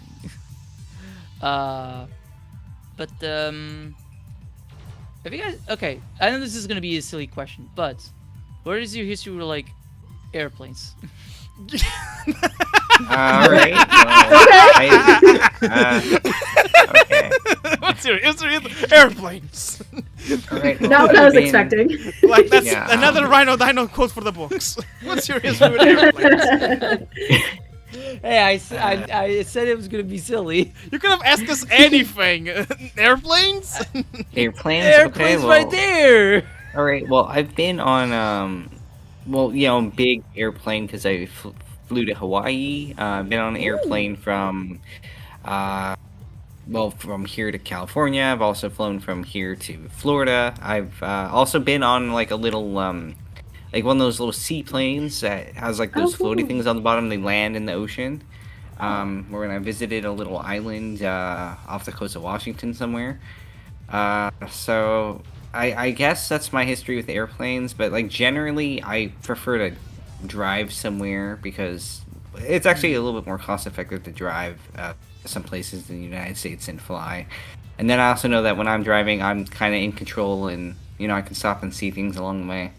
Yeah. But yeah, so generally if it's for US travel, I would prefer to drive nowadays, and I don't know when I'm gonna get on plane next. I don't know when that's gonna happen. Come to Portugal. Come So- to Portugal. Come to Portugal. Someday, someday. I didn't know you went to Hawaii though. That's like Well, some new Klaus lore for me. Oh yeah. Well, I mean, it was a long time ago. Before I was like 5 or 6 or something. But yeah, we went to the island of Kauai specifically, because that one's like not usually, like, there aren't as many tourists going there. At least at the time when I went. Yeah, so you can go to some of the beaches and it's not as crowded, and yeah, it was fun because I went, tried surfing and like with an instructor. I think I saw some dolphins or something, and Oh. but yeah. Nice. hmm How about Yes. you guys? This is you've been on airplanes a lot to travel from the United States to Portugal and vice versa. I have a lot of history with planes. My family was a big like travel family growing up, so I've been to lots of different countries. I'm jealous. Yeah, it's just like something that we love doing as a family, especially as my brother got a little bit older. So I'm used to planes a lot, and actually find planes kind of relaxing. And oftentimes, right before takeoff, I just instantly like fall asleep. Oh, And then wow. when I wake up, I'm already in the air or I'm about to like land. So I have a pretty awesome. easy. I know it's like my superpower, like pretty easy I'm time on jealous. flights. Yeah, I don't know. I Maybe I'm couldn't just sleep for sleepy all the shit time. when I was in the airplane. I could only sleep a max of 1 hour. It's hard. Like you have to kind of get used to it, and just maybe I'm just tired. Sometimes we go like super early in the morning too. But I remember one time I started traveling on my own after I kind of like left my home and did some things for like school and stuff. And I was on a flight to the Philippines, I believe, because I was doing like a medical relief trip. Mm-hmm. And I ordered like food, and for some reason, all of my life, I didn't know that Kung Pao chicken had nuts. Ooh. And so I was like, yeah, I'll get the Kung Pao chicken. And it was very uncomfortable like the whole time. It was so hard because I'm allergic to nuts, like all nuts. So Oh. I ate the chicken. I was like, this is bad. And I'm on the flight, it's going to take many hours to get there. So that was suffering. But other than that, I've had some pretty good plane experiences. Mm-hmm. I actually didn't know you were allergic to nuts. I Yeah, was gonna say allergic that to a lot of I'm things. I'm a little bit allergic to seafoods. Like if I eat too much, then I'm like, ugh. Like I've had times where I ate like a bit too much, and then the next day I was like, whoa. So that wasn't fun. But I can eat a few shrimps. And we've reached the end. Actually, okay, Spring, airplanes. I like Game planes. one. End of the sentence. no. I like planes. They're comfortable. I remember when I was a kid, the first time I was on a plane was in 2004 to go to Brazil. We're going to Brazil on vacation. I remember again, maybe we went with my parents and some friends, but I remember being excited, and then I was just in the front seat with a childhood friend, and we were just playing with a sticker book. I had a Pinocchio and the ladies that work on the plane and give you instructions. I forgot the The name. flight in English. attendants. The flight attendants. When it was really nice to us, she gave us some. She gave me a manual of Shrek 2 for the Game Boy Advance. Okay, that's cool and random. Huh. Yeah, and Yeah. I think it's just a need to entertain us. Yeah, I have a fun experience with planes. So much so that, for example, there was a time when we go on vacation, me and my family, back when I was finishing high school and going to college for a good majority of those years. We just went by car, to Spain or to the south of Portugal called Algarve, which is usually the more. I mean, we have beaches all the time because we are close to the sea, but Algarve is like the summer area of Portugal. All the tourists go there and stuff like that because it's in the south, so it's warmer. So it would take a good while for us to go back using a plane, and that time was like in 2019 when I went to one of the islands in Portugal called São Miguel in an archipelago called Azores. Yes. So I went there and it was beautiful. And then, thanks to meeting this person that's called Veebs, I went with a plane to the Americas. And I never thought I would go to the US until I met Veebs. And you know what? Well, worth the trip. Because it is a long trip, but just sitting there comfortably with the TV on, binge watching shows, just listening to music. I was entertained. The only trip to America that didn't go so well is because I had a stomach pain. Ooh. I was with my parents. We're gonna meet Veep's parents, because in case you don't know, me and Veeps are in a relationship. Yay! Yeah. Yay! And Yay. we went. I was gonna meet her family with my parents. I was gonna meet her parents, and we're gonna go to New York. New York. And I had the biggest stomach pain, and the flight is 8 hours. In case you don't know, between Portugal/Europe to the US is 8 hours in the Atlantic. Oh, yeah. One of the few times in my life I'm like, I'm legit gonna die. Like, because I was like, there's no position I could be comfortable doing the flight. Like, my dad could testify. Sweating on the plane. Like, I was like, Yeah. wailing. I went to the bathroom and there was like a huge line caused because of me, because I didn't left the. Oh.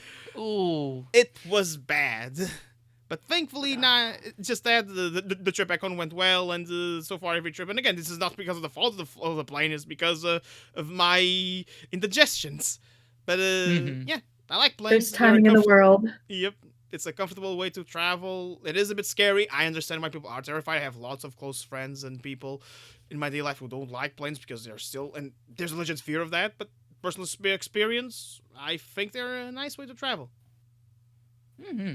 See, we got a conversation out of that, eh? The most random one you could think of, but sure. Hey, airplane. We were in the airplane stage. We talk about airplanes, and also I could briefly mention mine experiences, which were very small up until I went to Japan and I got on airplanes. I could barely sleep for shit, but I really like the cozy vibes overall. And then just pop it in my Switch and just play a little bit while on the flight, or just checking out a movie that they have, like, or the airplane food is actually good. So now I don't understand the jokes about Yeah, me airplane neither. food. I never understood that joke. I know, they're pretty good. Even as a kid, when I Yeah. went to the play for the first time, I didn't complain about the food. The food was good.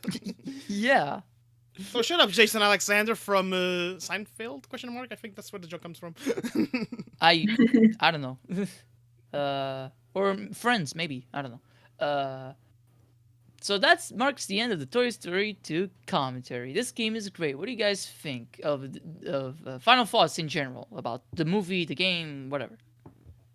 I think that in terms of the game, because we were watching it as we were going along, like it looks pretty fun. Like there's a lot of platforms, and you mentioned, Rhino, like the environments are just expanded from the scenes in the movie, which are pretty cool because they're now their own world, and like every enemy is a little bit different in each area, and you have all those collectibles and stuff. So I mean, yeah, pretty solid. You can go around, and I was surprised about like how outside it was. I guess the movie does take place outside a lot, especially the beginning. You have like the lawnmower and everything, and there's lots The of bus. rain. And Where Bus goes, it's a lot of outside. Where Woody sections, it's a lot of inside. Hey, nice contrast. So yeah, it's fun to watch. Mm-hmm. Yeah, I was, big fan of environments where the character you're playing as is like smaller than the human world that they're occupying, and it's kind of, it's like this in the Ratatouille game as well, and it just, of course, the environments feel like so much bigger, well, because they are, and yeah, I always find it fun whenever we're trying to translate, things that are just normal to us, like a household, into a level in a platformer. And like, how can we make this interesting? Like that one level where Buzz floods the bathroom and he has to jump on the kitchen sponges to get to the counter. Mm-hmm. Yeah, and stuff like that's always really interesting. I like the little detail, like whenever you zoom in the first person, you can see his reflection on the inside of the visor, and that's really cool. I didn't have to do that, but it's a neat little detail. But overall, like visually, it's a really nice game, and the gameplay looked pretty fun. Yeah, nice little game. Mm-hmm. And you, Spring. For me, I don't have much to say. It's just I found it like an interesting take, or I guess conversion of the movie into a video game. For example, I like how Buzz is the main character instead of Woody. Imagine how in Ice Age 2, the video game, you play as Scrat. And the other characters are just relegated to the mini games. It's an interesting way, and it makes for a nice, interesting move set. Maybe that's one of the reasons why. Because with Buzz, you have the laser, the flights, the jumps, and everything. So definitely, he's a more acrobatic character in the movie. So it makes sense to get him as the protagonist of a 3D platformer. And yeah, it's a standard but fun, functional 3D platformer collectathon, and I like especially the sceneries. For example, like you all said, like I like the scenes in the movie brought into 3D in a video game, like the conveyor scene from like the airplanes, that's one of my favorite scenes in the movie, just visually. So it's nice to see it as a video game. The boss, one thing I was gonna comment, I like in the final boss where we are with Stinky Pete, and then two of the other bosses we fought. The cowboy and the guy with a red beard. That I don't know what he was supposed to be, but I don't know either. like I like the enemies you fight are just toys, and like there are versions of toys that you don't see in the movie, but they would fit right in the movie, like the cowboys and the vultures, like I said before. And yeah, it's an interesting little video game movie, a functional licensed video game platformer, which sounds even though we listed a lot of good games, it's a lot harder making this game back then than it's supposed to be. What I'm trying to say is with the rush developments. Yeah, it was hard to make a good licensed game back then. Which is probably one of the reasons why you don't really see, at least licensed games that are based off of a particular movie that's coming out. If you see like a licensed game nowadays, it's taking the general IP and making something different with it. Like Indiana Jones and the Great Circle, for example, or the John Wick movie that's coming out. John Wick game that's coming out. Or Avatar: Frontiers of Pandora. Oh, I forgot about that game. Yeah. But yeah, this is a great game, and this was a nice commentary to have. So I'm glad you guys joined me for this one, and I hope you guys all enjoyed this. So see you guys later, and have yourselves a damn good one. Peace. Bye. Bye. Adios.